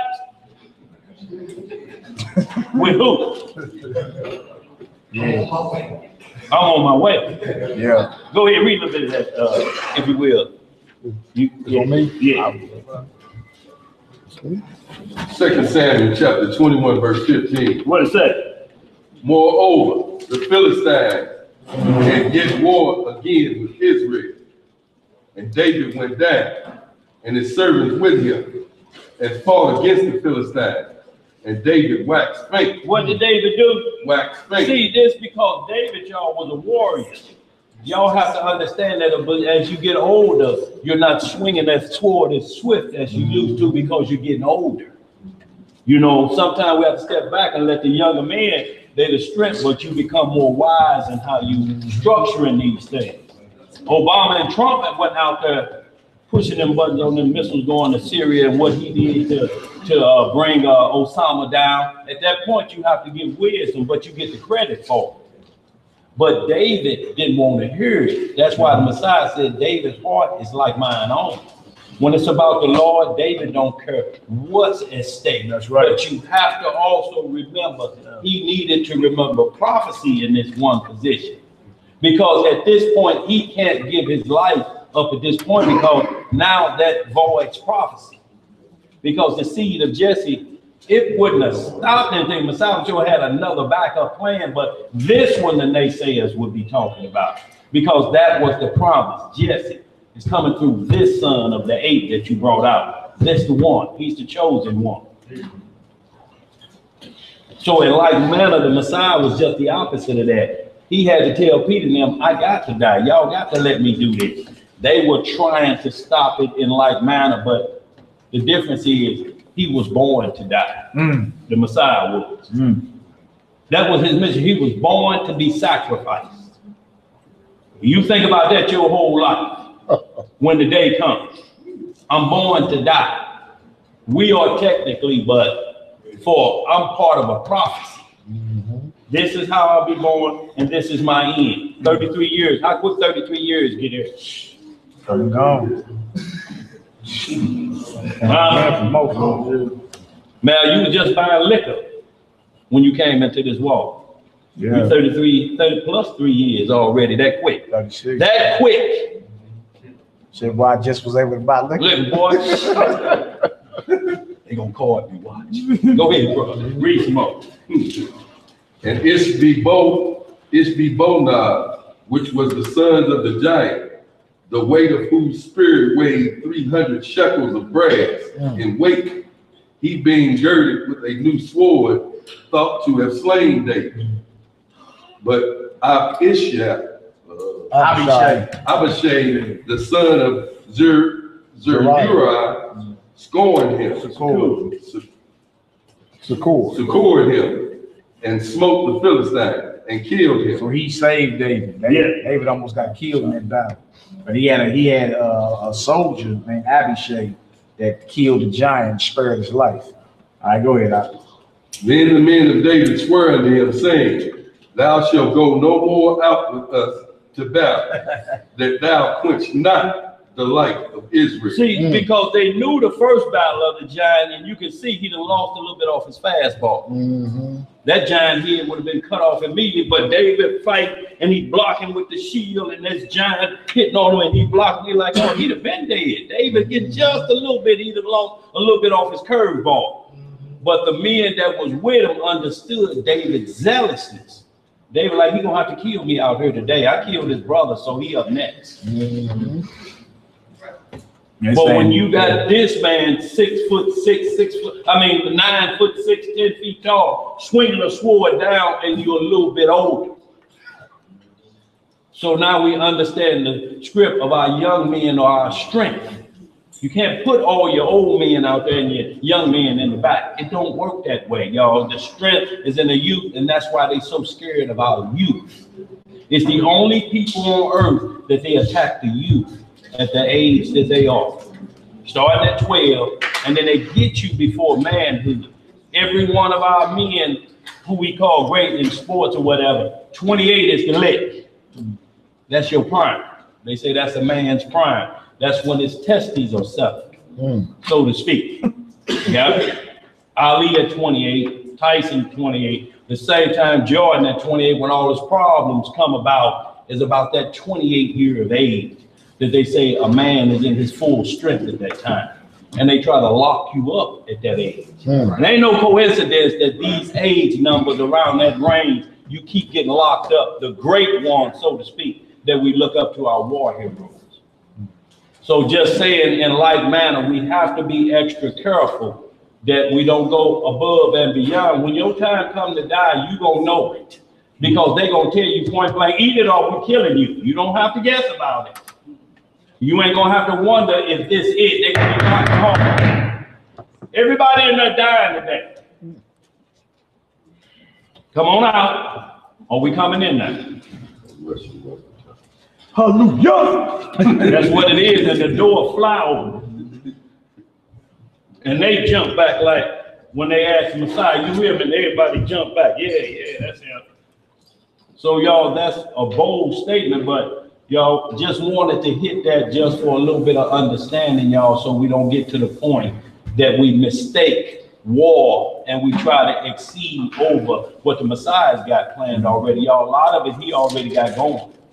All we gonna do is give our life like he gave his for us. That's coming upon us. But we can't fight the Lord's battle, so to speak. He has to fight that. If we don't let him fight it, y'all, we're gonna get generals.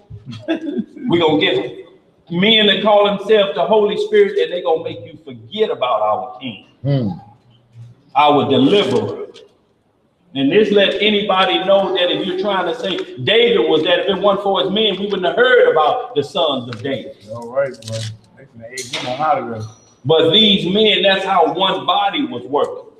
Watching his back at all times, y'all. And this serious fighting, y'all. This ain't like what we talking about today. You got a pistol, you can hide and shoot from a distance. This hand-to-hand combat. Where your skills at then? Go ahead, bro. Are you done with that? Yeah. Let's go two chapters over. Okay. 2 Samuel 23. Yes, sir. 2 Samuel 23. Same situation with David again. Yes. And David had a whole bunch of what you would call mighty men with him. It wasn't just David that was head busting. He had a whole bunch of cats with him, brothers with him. That was no joke. It was fighting lions and all that. We're finna read about some of these brothers. And how they was willing. They understood the Most High was with David how they was willing even to put their lives on the line to make sure he was cool, right? They just told David, you can't come back to war with us, man. Right. Like, you tripping. You the light of Israel mess around, get put out. Yo, You out here banging with us. We got this. You chill on out. We good. Come on, Ebro, let's get it. Look, David, it was the time when the king go off for war, at the time he didn't go out there lounging around on the rooftop and saw Bathsheba. Yeah. Could have been one of them situations. Yeah, where he like, no, I ain't gonna be caught with that one no more. Yeah. I'm going to war. I want to be here looking around, get in trouble and get bored and stuff. Yeah. Do what I know, what I do best. And y'all understand, David had righteous blood on his hand, but that one unrighteous blood. But David had so much blood, had even righteous killing, that the Lord said, no, David, it ain't gonna look right for you to build a temple. Everybody gonna think they have to be a killer. This is peacetime. I don't want everybody thinking that this is how you got to get it. You got to be like this. David was like that in spirit and flesh. Oof. Powerful. But knew exactly where he got it from. And it never said David quit. It said he just was waxing faint. You know where a jab or a left hook to the body ain't came in 2 rounds. You like he getting his wind. They're like, no, we ain't gonna take no chances on him getting his wind cut off. Get back, David. We'll handle this. And that's a good sign, y'all. It shows the strength is being passed on. Y'all, and that's what's gonna be passed on, y'all, to our short leggings that's up in here now, y'all. Every day the day go by, y'all, look, it's already springtime again, and most of y'all ain't put them winter clothes up yet. I'm talking about from the last winter. This how fast time is moving on us, y'all. Time is rolling on us. Go ahead, bro. 2 Samuel chapter 23, verse 8. Oh, yeah, it's good. These be the names of the mighty men whom David had. The Techmonite that sat in the seat, chief among the captains. The same was Adino, the Edomite. He left up his spirit against 800, whom he slew at one time. Yeah, bad boy. Had a few head busters on his side. This brother here was able to kill 800 people at one time. Serious. Feel like David killed Goliath. Being a lad, David had some people in his army that wasn't no joke. Right. A lot of people never trip off of it. David, the head of the nation, so he gonna get the glory of it. Similar to Trump ordering a strike somewhere and he getting the glory as if he actually dropped a bomb. That's right. You feel me? So unless you slow down, you never read about all these men that were around David. It wasn't just David that wasn't no joke. He had men around him, mighty men. You understand? That they was handling their business. All right, let's read out. After him was Eleazar, the son of Dodo, the Ahoite. Well, what happened? They want to call nobody your Ahoite around here, brother. Ahoite. That sounded crazy. It sounds like that, boy. One of 3 mighty men with David. When they defied the Philistines, that were gathered together to battle, and the men of Israel were gone away. He arose and smote the Philistines until his back hand was weary, and his hand cleaved unto the sword. And the Elohim wrought a great victory that day, and the people returned after him only to spoil. Come on. And after him was Shammai, the son of Agi, the Harite, and the Philistines were gathered together unto a troop, where was a piece of ground full of lintels, and the people fled from the Philistines. But he stood in the midst of the ground and defended it, and slew the Philistines. And the Lord wrought a great victory.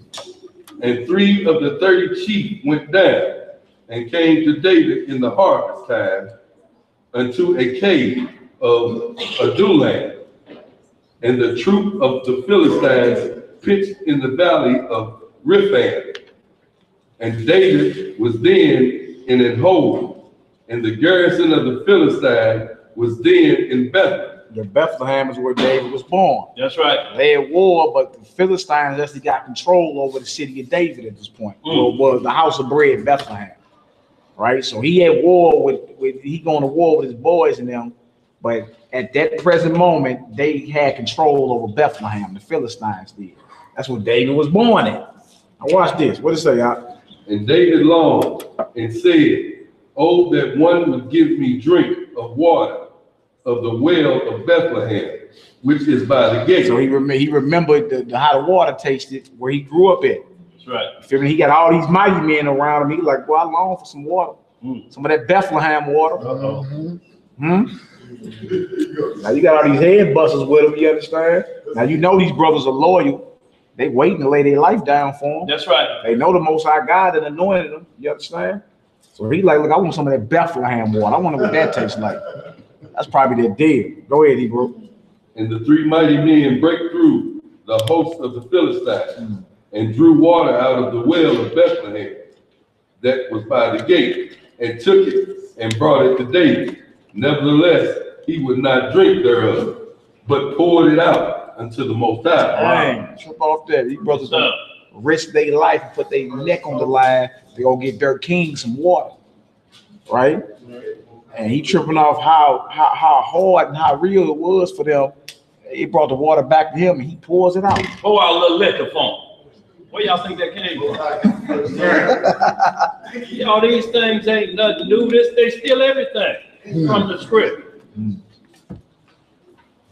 Pour it out though. They just risk their life for you. Pour it out. I don't even want none. Why though? Let's read. And he said, "Be it far from me, O Lord, that I should do this. Is not this the blood of the men that went in jeopardy of their lives?" Right, looking at it like they could have been killed doing this. Right. You feel me?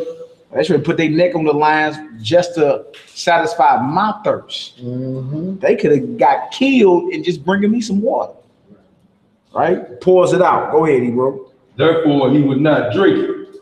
These things did these 3 mighty men.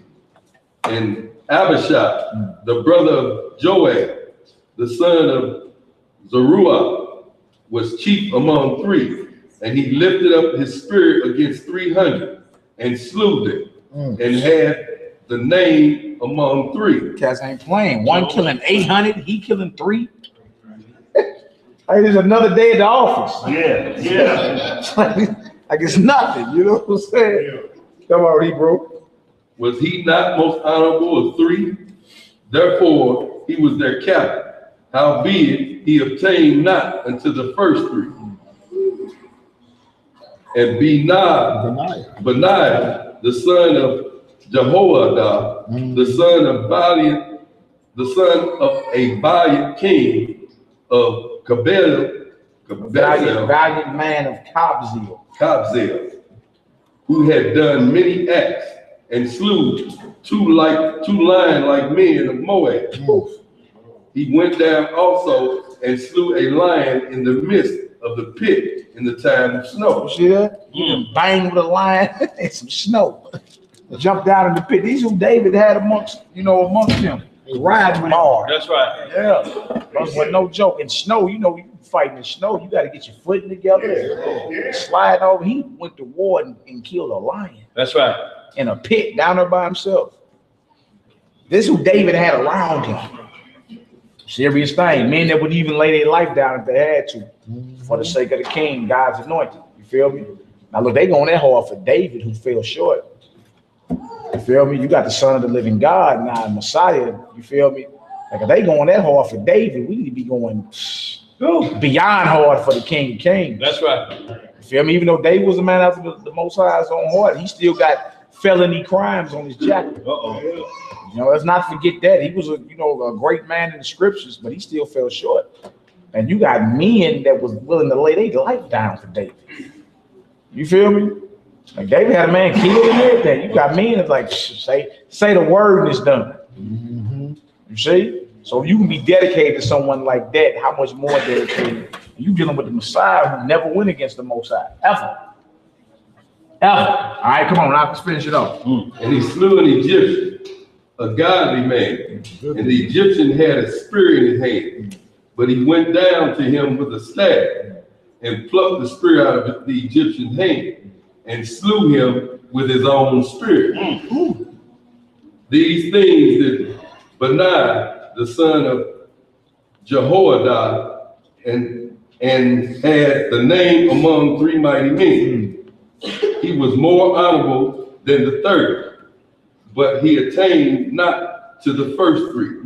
And David set him over his guard. Powerful. Let's do a couple more, y'all. Luke 14, 26 on down. I got another one in Luke. We're gonna close out. Oh, boy. Well, you see all that? That's what it is, man. You gotta be willing to give up something to gain something greater down the line. It's just what it is. And if you're going, especially if you got a kingdom you're talking about, like David can't be the only one in the kingdom that's like believe in this kingdom that God has anointed. Everybody that's around him got to believe the same thing. That's right. They got to be diehard dedicated to it. Yeah. They got to know it got to be feared there, because you got to know if you get over on God's anointed, you're going to get hollered at. Most of them come holler at you about that and all that. Feel me? You dealing with a mindset where people all throughout the scriptures, all that New Testament was willing to, you feel me, forsake whatever for the sake of what's coming that's eternal. That should be our mindset. You know what I'm saying? Because you hold on, you fight for everything that's temporary now. You know, God forbid the lights go out. Panic with that. You like, man, they got candles at Dollar Tree. I go get some candles. That cost you exactly $1. Yeah. You feel me? Like we complain about stuff that really ain't got nothing to do with nothing, and it further proves we ain't really gonna be ready when certain inconveniences come. You dig? Like when certain things hit, we gonna be complaining, but we not used to going without. We're not used to saying whatever. That's right. You feel me? Yeah, sacrifice, dedication. You feel me? It's a lot to come with you. You claim you want a kingdom, but it's a lot of dedication and sacrifice that gotta go on. A lot of work gotta get done. Right. That's right. A lot of work. Spiritual work. Yeah, a lot of spiritual work to get done. Ain't nothing to play with. Luke 14, start around verse 25, I think it is. That's me. So. Luke, that's me, Jeff. Luke chapter 14, verse 26. Start 25. 25. And there went great multitudes with him, and he turned and said unto them, if any man come to me and hate not his father and mother and wife and children and brethren and sisters, yea, and his own life also, he cannot be my disciple. Look, same thing he said in Matthew 10, right? So don't get simple and go tell Big Mama today, I gotta hate you. But he ain't going there. You can't love none of that more than you love the Most High God. That's what he's going into. Like you can't love your own life more than you love the one who created your life. You can't love the ones he allowed you to have in your life, such as your wife and your children. Right. You feel me? He gave you them. He created them. Everything has to be in its proper perspective. You have to love them less than you love the Most High. Right. So when you bring it into play and bring everything in what he was saying, he ain't telling you, hey, old lady, heifer, Christ said I gotta hate you. No, don't be simple. Be simple. That's one thing. Cause some trouble. Yeah, because that's one thing we gotta get your life put out. Yeah, real talk. Get your life put out. But that's one thing we got bad as people. We'll get deep in certain parts of the scripture. Yeah. And then when we read something at face value, you don't dive down on deeper than that. Right. You feel me? And then you come up with a thought thinking that he's saying hate your father and mother, which would be in violation of honor your father and mother. Right. You feel me? So instead of trying to find a way for it to contradict one another, what is being said here? You feel me? He had the same conversation over in Matthew 10. He said, you can't love them more than you love me. That's right. All right. Or even your own self, you can't be his student or his disciple. So you say, well, no, I love the Lord, but I've never seen him. So, you know, I actually love my house more than I love him. I love my spouse more than I love him. I love my child more than he's just letting it be known. If that's your mindset, well, you can't be my disciple. You can go be somebody else's disciple with that. But his disciple, there are prerequisites. You understand? If you want to qualify for this, you got to be moving like this. Go ahead, And whosoever does not bear his cross and come after me cannot be my disciple. So that don't mean you can get simple and say what that means. Who didn't have this verse used on them to justify what? Wearing the cross. Wearing a cross. Right. You can get simple and say, well, that means I'm gonna give me a chain with a cross on it. Or what does that mean? There you go. Be willing to be persecuted for this. Feel me? That's what the cross represents, persecution. So you see, real easy, you can get simple and say, put a cross on, dog. Christ said it right here. Hate your mama, dog. Christ said it right here. Or really dive down and see what's really being said. Right. This is how Brother Thomas just answered that. That's the exact answer. You understand? Cross of persecution. All right? Come on, Hebrew. For which of you intended to build a tower, sitteth not down first and counteth the cost, whether he have sufficient to finish. Now, you got certain brothers in here that work with their hands that are actually what you would call carpenters, builders. You got a few brothers that build houses, all type of stuff, rehab houses, whatever. You understand? But before they take on any job, they have to count the costs. Don't you have to make sure you got the resources and funds together to complete the job? Don't you? So you do that even with normal stuff you do in life. You always look down the line and say, can I, is this sufficient for me? Can I finish this? That's right. You know what I'm saying? You always evaluate. Now, I ain't got enough for that. I can't do that. No, I do got enough for that. So he's saying, look, if you about to build something, you even in that, you sit down and say, I can get through this. I got enough to finish this. So ask yourself, do you got enough to finish what God called you to do? Right? Come on, Hebrew. Lest haply, after he had laid the foundation, is not able to finish it, all that behold it begin to mock him. You see that? Mocking him. You know how we John? You understand? It was all good just a week ago. Right? You was shaloming, you ran out of gas though. Right. Shaloming, Yahoo, hallelujah, how about y'all shop rockata? Yeah, I hear you. But then you didn't finish. So don't be the brother or sister that was shaloming, you know, 6 months ago. And then when they see you again, you ain't about all that. You're gonna be mocked. Like, man, nobody gonna take you serious. You feel me? 6 months ago, you was a full-fledged Hebrew. Now you atheist. A spiritual scientist, old boy called himself. For 2 seasons, and he gone. He said, yeah, I still believe in myself. Your boy, Dan, has been. Yeah. He said on the radio show, he told him, didn't he? He said, boy, you still out here believing you a spiritual scientist? He said, yes, I believe in myself still. Yeah. On the comment board on the when we was doing the Hebrew One show. Yeah. He decided to chime in. I said, look at Hasmo Days. He up in here. Right. I'm like, what you doing up in here? Y'all, you know what we believe. What more you doing? Right. But he was warned of that, wasn't he, man? Yeah. We were actually out the mouth of Daniel Solomon. He told me within a year, you're going to be atheist. 12 months ain't go by. That boy was claiming atheist. Said he was a spiritual scientist that believes in himself. Now he watching. But watching us. Now he watching. What he say? Hey, what he say when y'all asked him what he was in the room for? Oh man, just checking on you brothers, man. I ain't see y'all in a while, man. You got a job? I got to work. Like, no, we cool, man. You see this by your own choice. Yeah. Keep it moving. Yeah. All right, come on, Hebrew. So in other words, you get mocked because you was taking this thing serious. You feel me? And it didn't take much to move you off your pivot. Feel me? Somebody dropped a Zeitgeist movie on you or something. Then the next Negro told you Christ didn't exist, dropped one line on you out the Old Testament. It was over. You backpedaling and just gave up. Right.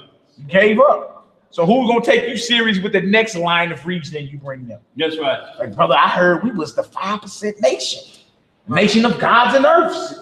But boy, ain't nobody gonna take you serious. You was just a Muslim last year. You were Hebrew 6 months ago. Now you were atheist. And now we 5%ers. Nobody's gonna take you serious. You're gonna be mocked. A flipper and a flop. Yeah. Come on, Hebrew. Saying, this man began to build and was not able to finish? Or what king going to make war against another king sitteth not down first and consulted whether he be able with 10,000 to meet him that cometh against him with 20,000? Even when you go on a war, you got to count the cost. Do I have enough? Do we have enough troops? We got enough ammo? We got enough resources? Can we defeat them? Can we out-strategize them? Even when you go to war, you got to sit down and rap about it. That's right. You set out to build something, you got to sit down, count the cost, rap about it. Feel me? Whatever you do, you got to count the cost. Why wouldn't you be counting the cost in this? Come on now. Or else, while the other is yet a great way off, he sent an ambassador and desireth conditions of peace. Come on. So likewise, whosoever he be of you that forsaketh not all that he had, he cannot be my disciple. If you ain't willing to sacrifice and let go of all that you have when the Lord come knocking, you can't be his student, his disciple. You can't. Think of everybody of old. Abraham was told to leave his house and his country. Yeah, everything. That's like you being told, man, move about the United States and go move over in Yemen somewhere. Let's go. I'll holler at you when you get there. Yemen on the Saudi Arabian Peninsula. Yemen, where they still hanging folk here. Right now. I'm gonna say, look, I received a vision from the Most High. I have to go over to Yemen and live where, bro? I don't know. I'm just going. No job, no nothing. You speaking about people who are willing to give up everything for something greater. That's right. So he's just saying, like, if you ain't willing to forsake all, you can't be my disciple. Maybe somebody else will accept you as their student or their disciple. You feel me? They'll accept you. You're a benefit believer. Maybe they'll accept you. But he like, if you ain't willing to let go of all that you have, you can't be mine. You feel me? And what you have will be, it's gonna be tested. It's gonna be tested. You understand? It's just all where your heart lies. What do you really believe? All right, go ahead, Al. Salt is good, but if the salt have lost its savor, wherewith shall it be seasoned? If the salt don't have its saltiness, what are you using it for? It's not useful. Salt is used to make things salty. It's not useful. Go ahead, Al. It is neither fit for the land, nor yet for the dung heap. Yeah, it's not even good for the wasteland when you go dump your trash there. Go ahead, Al. But men cast it out. He that had ears to hear, let him hear. So what we just learned based off of the Messiah, if you ain't willing to sacrifice or give up everything that you have, you can't be his. You know what I'm saying? So no matter what you got in your life, if he come knocking, like he told the rich young ruler, hey, sell everything you got and come on. No, I'll guarantee you got a spot in the kingdom right now.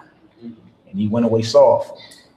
You feel me? We can say right now, no, that wouldn't be me. I got to take that day. I hear you. You feel me? Now, I hear you like for real. I would tell myself that. I'm fully convinced I ain't going against the most. I hear you. You feel me? But when the time is there, and it's like, come on now. But Lord, what about this? And my babies, and my rent, and my mortgage, and my house notes, and my car notes, and blah, blah. You gonna seal your deal, you gonna keep talking. Right. Like, could you be willing to walk away from it all? You feel me?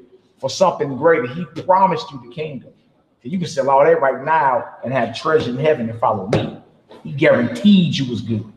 And you go away crying? Are you really ready? You know, and Mal, the point on that too is when it says he went away sorrowful because he was very rich. So it comes down to you can keep commandments when you got paper. You keep them when you broke too, but all of the things that he done is easy for him to give to the poor. You know, it's easy for him to have enough to sacrifice. It's easy enough for him to clothe up. But all of this may be because of inherited wealth that he's keeping the commandments.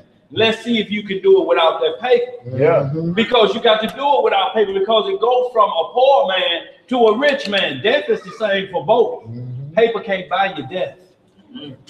And that's what he's trying to tell them. Look, man, you can seal your deal like a thief on the crow later down the line. Seal it now, man. Let go of that man and come on roll with me.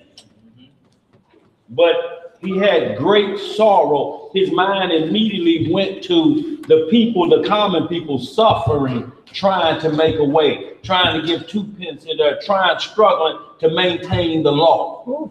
That's where his mind immediately went to. And it said, because they short on paper. Right now, the Powerball will relieve all of us of most stress, probably 90% of it, except death. You still got to die. You get Powerball today and start coughing and cough up blood. You know it ain't good.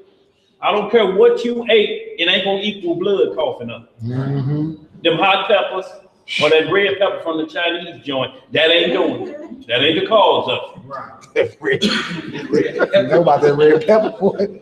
What you say, Dan? You got all this money and you're doing things that the body, when they look at you, the best of their science to say, we don't have a repair for that. All the money you got, there's nothing on the market to buy. All we can do is prolong you in a dead state. We'll put you on life support, but what good are you doing like this for 6, 7 months? I'm talking about what are you waiting for that money gonna do? All money gonna do is prolong you like this. Like Aretha Franklin did for her dad. Kept him on life support for 5 years till the money ran out. But he was set and marked for death. And there was a lot of things going on at that church he was running. A lot of things that Sam Cooke and Ray Charles talked about. I'm talking about full-fledged orgy, same-sex, animals, whatever went on Saturday night. On Saturday night before service on Sunday. Before service on Sunday. What he say it smelled like when he walked up in the bus? Sam Cooke. Grease and buttocks. Oh. Yeah. Y'all read about Aretha Franklin's daddy and his church. Sam Cooke, it said, was suspect of getting Aretha pregnant when she was 12 years old, that first child. Yeah, I know good old Aretha and her daddy. Huh? Well, Sam Cooke described that smell, boy. Ray Charles said it was so wild. He said, but I didn't mess with the cats, baby. I didn't mess with them. Only chicks, only chicks. He was letting it be known I was feeling wrist. It wasn't no man's wrist. I was up in there, but it wasn't none of that other stuff. But he said you could smell the stench of it. So how they got it cleaned up the next morning before Sunday. Before service. That's messed up. Get rid of that smell. All y'all got to do is Google it. Go ahead, bro. I said that's why Aretha looked so bad and sorry. While her parents were over here, she looked like that. Right. Well, she was 12 years old. Y'all have to understand, he was a Mason, so now you have temple orgies. And he's holding a temple orgy in his church, which included, like Jephthah gave his daughter to the Most High, he gave Aretha up at this 12-year-old age to a 30-year-old man. Sam, you want this tender? No. So y'all, it's a lot of things that go on behind the scenes of what he's talking about when the devil come with a deal, and he come with them deals. You want the biggest church in this part of town. You want the biggest choir in this thing, man. I'm talking about people are giving up their souls for chicken change. Yeah. I'm talking about which in a week's time it's gonna be run out. You're gonna be through with that in a week. Look, if you get a new car and drive around the block, I mean, how many times you gonna do it before somebody just, I mean, what you expect for them to say every time, go, here you go, get that, woo, woo. After everybody done seen it, it's old news. Let's go. It's old news. Yeah. It's depreciating rapidly. You got them new gators, you can't keep holding your pants leg up by the knee and have it high so to keep them gators to keep being shown. Sooner or later, everybody seen them gators. Now you got them on with anything, swimming trunks, short. We tired of seeing them gators. Go ahead, bro. On that one, bro.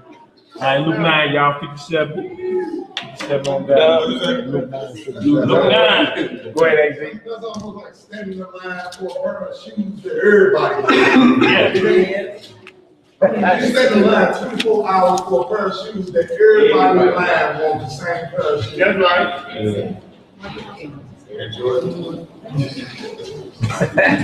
But when you stand in line like that for the Lord at the guillotine, would you make that sacrifice and get up early, 4 in the morning, and get a pair of gym shoes?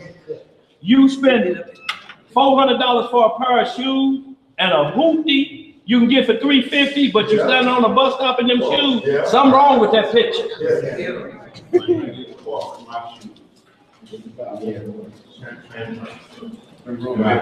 You need to be in some egg bottoms from Payless and ride. They then be smoking. But being on the bus stop with some Jordans is dangerous. Yeah, that's because you'll be standing there in stocking feet if the right car rolled by. Yeah. Go ahead, bro. Where we at? Luke 9. Yeah, Luke 9, 57 to 62. Moving on. Luke 9, 57. 57 through 62. Luke 9, 57. Okay.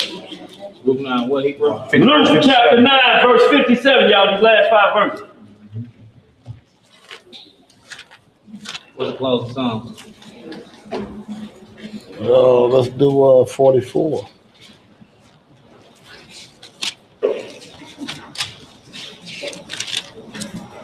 You gotta be willing to sacrifice. That's man. right. You gotta think ourselves about invest something for the reward. Even like you stated, even with a little business, if you're gonna start, you're gonna have to put something, you have to invest into it. Yeah.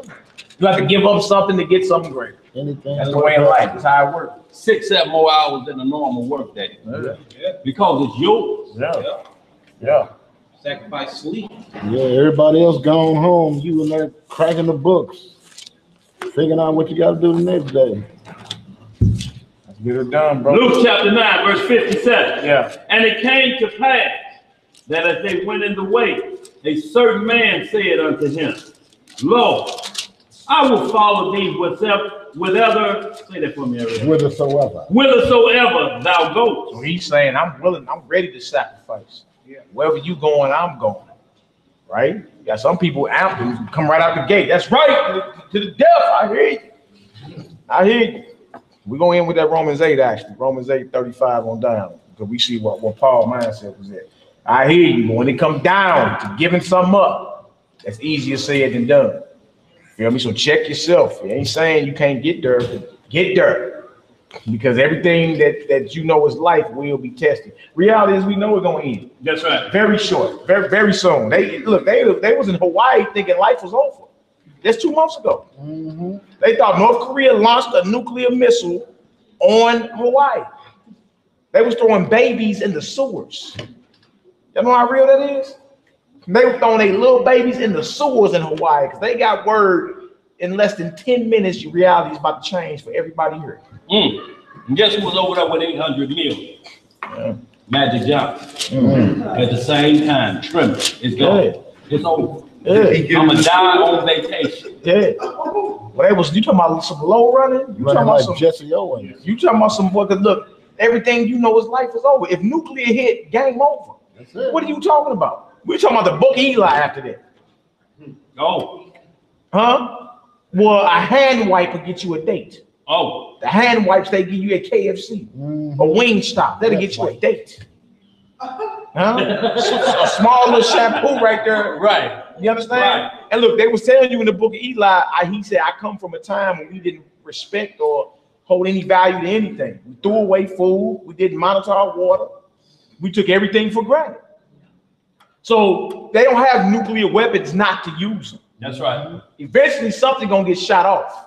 You feel me? And reality, as you know, will be over or changed. It could be so. If you survive that, it'll be changed for you. You understand? And look, you be like, well, no, that's too far-fetched, but think about all the casualties last night. Right.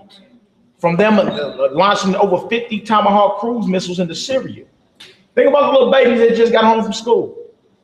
You feel me? They weren't thinking nothing about it, you know what I'm saying? Probably wanted to go outside, play a little bit. Think about the elders and the women that was over there, just, you know, preparing stuff, maybe washing some clothes or whatever. Yeah. And then as soon as you blink, reality over.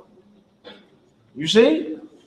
So you got to be willing, man. Your mind got to be in certain spots to really endure this thing. You're not going to be able to endure it still holding on to a Babylonian way of thinking. That's right. It ain't going to work for you.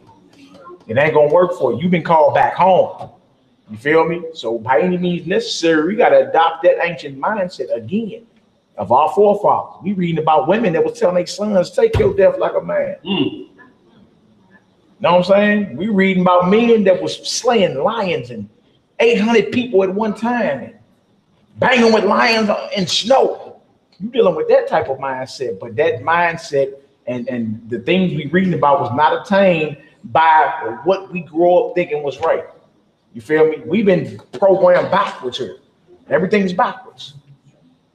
All right, come on, Hebrew, let's get this. And Yeshua said unto him, foxes have holes, and birds of the air have nests, but the Son of Man have not where to lay his head. Yeah, you got to count the cost. See, like, you gonna follow me, I don't have no place to live. The Son of the living God, because he was always on the move. You feel me? So he didn't have no regular spot to call his home. He was always on the move, doing what God called him to do. So step number one, if you come in to serve Messiah, he like, look, the birds, you feel me, and the foxes, I don't even know where I'm laying my head tonight. You sure you want to follow me? You see, you willing to get it up and sleep a little bit uncomfortable? You imagine the floors, you have to sleep in the corner sometimes and get on up and keep it moving, make a little pallet on the floor, right? You used to your little Serta mattress and pillow top on it, you did? Right. Everything comfortable. Boy. You used to that, but could you sleep on the floor if you had to, on the ground? You understand why it's good we be going camping, get a little bit of it. These bros be having air mattresses and all that. This ain't the wilderness. What is Hebrew got a bar set up? No, seats and what? Other seats. He go kick it in the wilderness. Yes, sir. Come on, Hebrew, let's get it. Verse 59, and he said unto another, follow me. But he said, Lord, suffer me first to go and bury my father. Yeshua said unto him, let the dead bury their dead, but go thou and preach the kingdom of Yah. So he like, look, follow me. Again, seal your deal. Like he told old boy, follow me.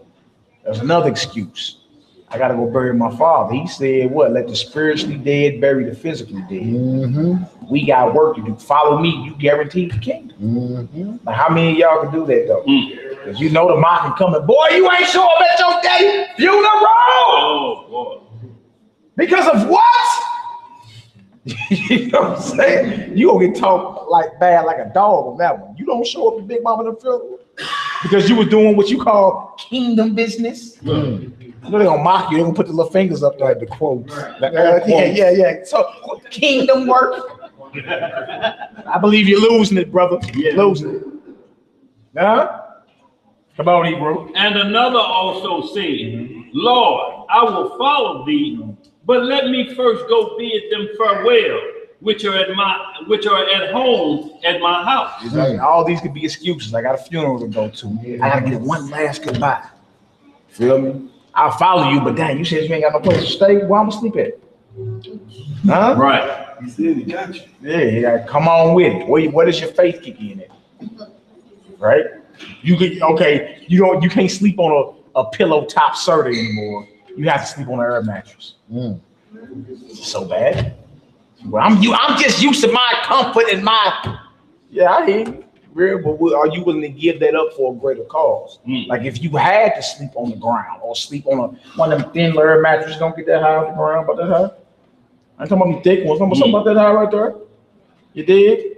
You gotta sleep on that all while you out here doing the work. Come on, let's roll.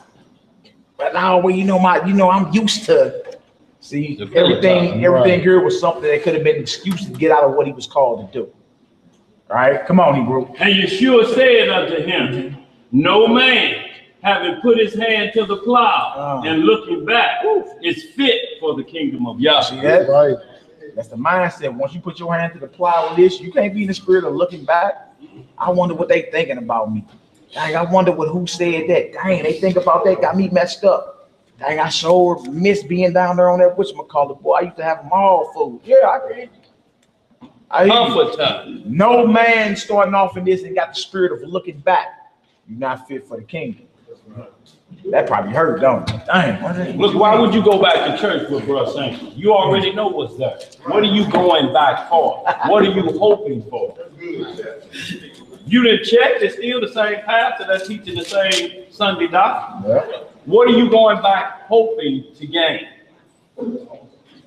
I mean, and you know it ain't no work there. Ain't nothing changed. And you look back to that for what? Right. What's the point?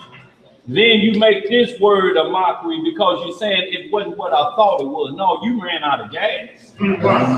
Just say what it is. You can't give up the pillow top. You got a ladder to get in your bed. But guess what? He that sleepeth on the floor will never fall out of bed. Wise words, my brother. Sister Kim. I wanted to ask y'all, is there anywhere in scripture that the Lord slept? Do it mention anywhere where he had rest? Yeah. Because all through On the ship? that I Yeah, know, on that ship where he sleeping on that rock.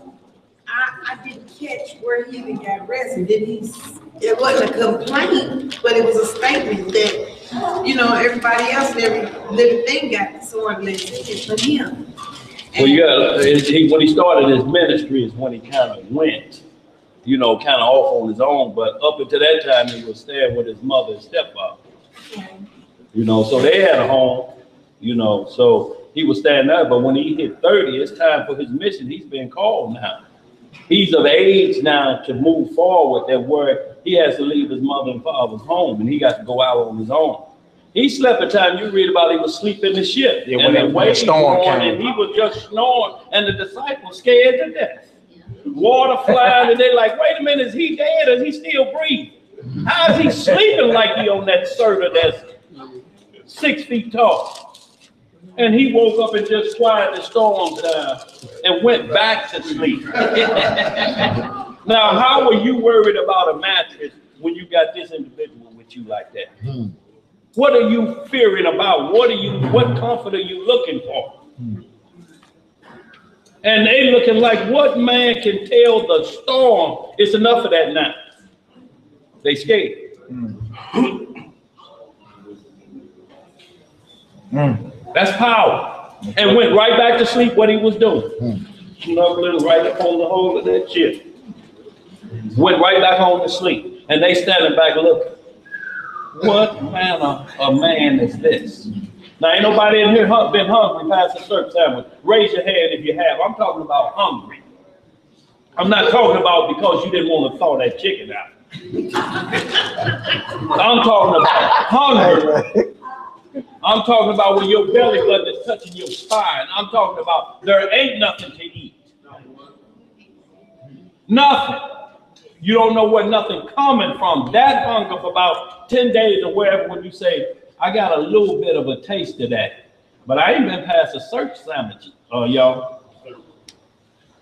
Who been past anything other than at your own will when you say, I'm just not going to eat nothing today. I'm doing a little fasting myself anyway. But I'm talking about when it comes down, if you want to eat, you got to do this, take this mark. Or you're going to starve to death.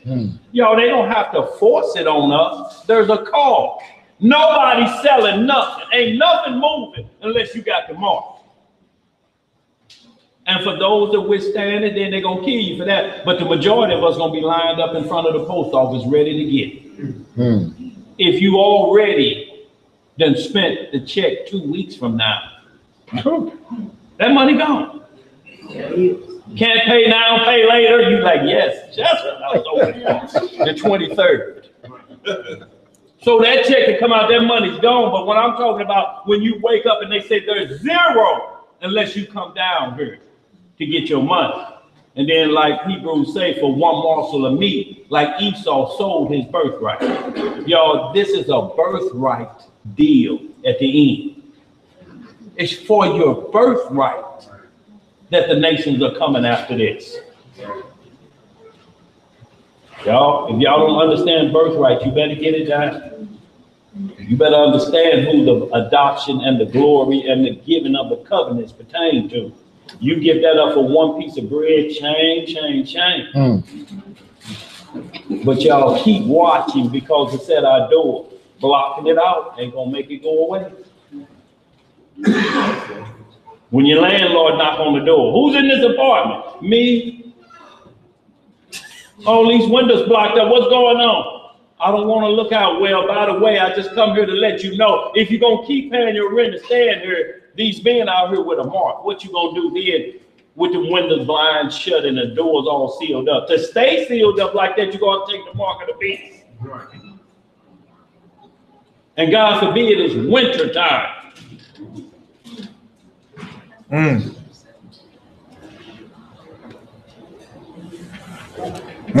Sitting on your hands, driving in a car. What you gonna do out in the cold?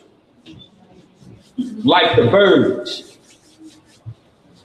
He take care of them though. He'll take care of you out in the cold. That's right. Don't scared, man. Don't be scared, y'all. It's easier said than done, y'all, but you don't have a choice. Just like the dominant of this world, so to speak, today. You think they care about, Egyptians are black? What do they keep making them? You think they care? You think they care about us out there talking? They don't care. They have a mission that they're on. That's who we up against. I don't care what y'all say about y'all God. Because crunch time is coming, and that's when we're looking for the strong of y'all or the weak of y'all to see who it is. Because the weak gonna die off. We ain't worried about them. We're looking for that strong of y'all. Y'all, these tests ain't in the Bible for us just to look at and say that was a soothing story. I can go to sleep now. A soothing read. Y'all, these things right at the door, y'all have to understand Damascus is the last city. It ain't never been, unpopulated? Yeah, ain't never been destroyed. Ain't never been destroyed, and the war is starting there. Yeah, who you afraid? Yeah. Y'all, we got to look up, y'all. We got to keep our minds focused because, y'all, it could change tomorrow. That's all. The reality is, we was done with it. Romans 8, 35, 39, and we're going to close it on out. We got Psalm what for the closing? 44. Psalm 44 for the closing. Last scripture, Romans 8, 35 down to 39. Just give the brothers and sisters some courage. Let it be known. Y'all think about that too. When Trump shot them missiles yesterday, we ain't heard nothing back from it, but ain't nobody just gonna let somebody shoot 50 missiles in there. And Russia's down with them, so anything can happen, y'all. It's gonna get real interesting around here. Exciting times. Yes, sir. Hey. Looking forward to it. Get your popcorn ready. Popcorn tonight. Yeah. We waiting for it. Let's get it cracked. Come on, Negro. We're reading in the book of Romans, chapter 8, and start at verse 35. And it reads as follows. Hallelujah. Who shall separate us from the love of Hamashiach? Shall tribulation or distress or persecution or famine or nakedness or peril or sword? That's a good question. Everything that you're making an excuse for today. The question is, who shall separate us? What excuse you got that'll separate you from the love of the Most High God? What you gonna tell the Most High? Like, yeah, Lord, I was busy taking my SAT. Like, what was you too busy doing to where you couldn't get down with the Most High? Right. Come on now. As it is written, Yeah. for thy sake we are killed all the day long. Ooh. We are accounted as sheep for the slaughter. We're going to be reading that psalm too. That's the one we just... 44. Yeah. Look at that, boy. You can't make this up. Can't make it up. Verse 37. Nay, in all these things we are more than conquerors through him that loved us. Y'all either believe that or it just ain't gonna pay. You gotta believe like we gonna conquer whatever. In the end, we win all this thing. You feel me? So to give up something right now for the greatest reward ever, that's when you look at it in its proper perspective, like that ain't nothing. You know what I'm saying? Like that's really not much to ask for. Like in exchange for your son giving his life, I must dedicate mine. That's not even much to ask for. No. That's your reasonable service. Right. That's what it said. That's what you should be doing. Right. Come on now. Verse 38. Yeah. For I am persuaded. I am persuaded. I am what? persuaded. What do it mean to be persuaded? Convinced. I'm fully and thoroughly convinced. And you know both the father and the nature, you know both repercussions of your actions. Yeah. To be fully convinced. Yeah. You know, then you measure it out. Counted the I know cost. what it is. Yep. And I know the negative. I know the good that's coming, the kingdom. I get a crown. You feel me? And I know everything I'm gonna have to go through and give up to get that. Yes, sir. You feel me? All worth it, don't. I'm fully persuaded. Some people say, well, don't say, you know, yeah. Well, look, right here, Paul going on record say, look, I don't care what gets thrown at me. I am fully convinced. Right. That's what it is. Fully persuaded. That kind of mindset. In other words, you can't be unsure, can you? Right. Like, how you gonna wage war in the spirit and you're not sure about what you're doing? Fence track. You really don't believe what it is you're supposed to be doing. So how are you gonna be successful anyway? In spiritual warfare that manifests in the flesh. Paul, like, man, I'm thoroughly convinced. I am fully persuaded. Type of mindset you need to combat this wickedness that's coming at you. You gotta be thoroughly convinced. No dead. Final answer. All right, come on now. For I am persuaded, Right. that neither death, nor life, Come on. nor angels, nor principalities, nor powers, nor things present, nor things to come. Don't matter. Come on. Nor height, nor depth, nor any other creature shall be able to separate us from the love of our Elohim, which is in Hamashiach, Yahweh Shah, our Master. You see that? Woo! Yeah, Lord, yeah. See how that encouraged you? You be like, dang, okay, yeah. If Paul persuaded, I'm persuaded. And he said, it don't matter what they throw at me. Bring it. I'm all in. You feel me? And that's the kind of spirit you got to have in this hour. You got to be all in. You can't be unsure. You feel me? You can't be fence straddling. You got to be like, look, I'm all in. Final answer. That's it. You understand? Chips all the way to the middle of the table. Final answer. I'm all in. You feel me? Because you know in the end we win. All right. So we about to close out. Any announcements before we pray though, Dan? No, I'm good. No announcements? No announcements. Sister? Sister Debaria, her husband went into the hospital. She said, mentioned that she was sorry. She was Oh, sister, yeah, sister, yeah. With the silver straight. Yeah, sister, yeah. They was at Passover. The warrior out, yeah. Yeah, they was at the Passover. They was at her husband in the hospital. Yeah, man, I'm sorry, worldwide prayers on that. Don't get me wrong, but I kind of forgot. I think she said it was cancer that they're working with. And, she had cancer? He's got cancer, so I don't know if he's getting treatment or something like that. Yeah. She'll let stop. Yeah. When we see it, we need to rap to her. Right. You know what I'm saying? And see whatever it is. And that's also something too. We ain't got to be intimidated by so-called diagnosis of disease. So the Most High God, what you claim, whoever got it. Right. If it's a possibility, it's there. The possibility it can be gone. That's right. That's right. You know what I'm saying? So we need to be doing that, praying for one another. You know what I'm saying? Using our apothecaries on deck. You got brothers. That's right. We got, you use all that, man. It's there at our disposal. Resources, you dig? All right, we good. Psalm 44, closing prayer. We all good?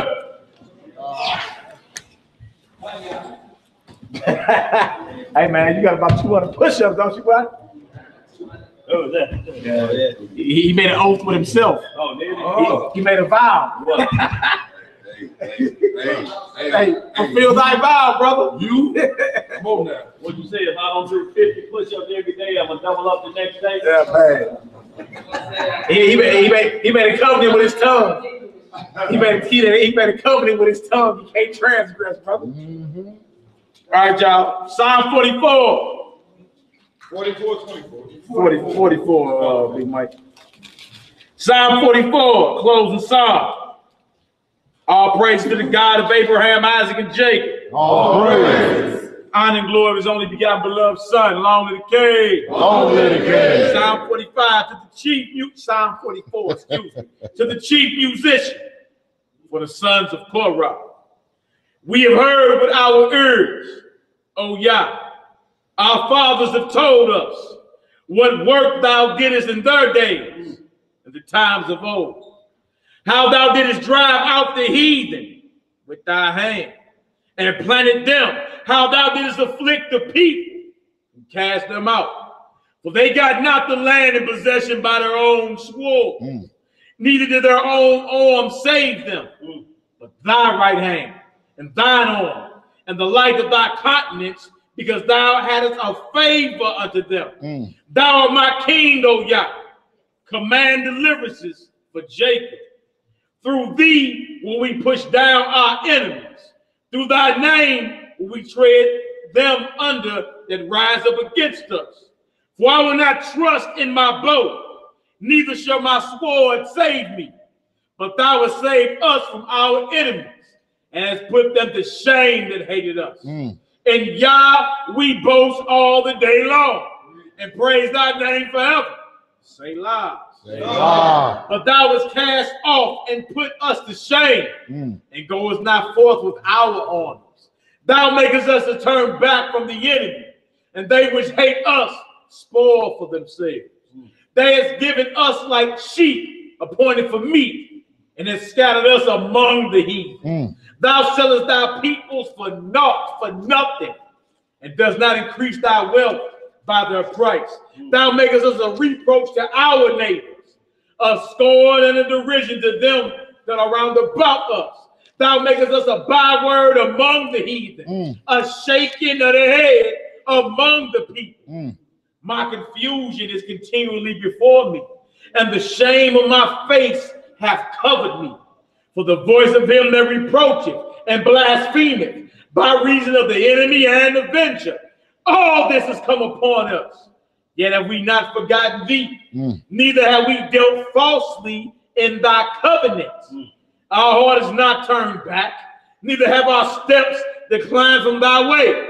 Though thou hast sore broken us in the place of dragons, and covered us with the shadow of death, if we have forgotten the name of our God, or stretched out our hands to a strange God, shall not the Most High search this out? For he knoweth the secrets of the heart. Yea, for thy sake are we killed all the day long.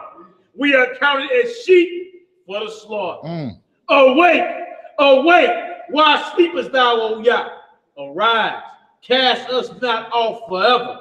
Wherefore hidest thou thy face, and forgettest our affliction and our oppression? For our soul is bowed down to the dust. Our belly cleaveth unto the earth. Arise for our help. Arise for our help, and redeem us for thy mercy's sake. Hallelujah! Selah! Y'all got a shepherd. Y'all be ready to appreciate.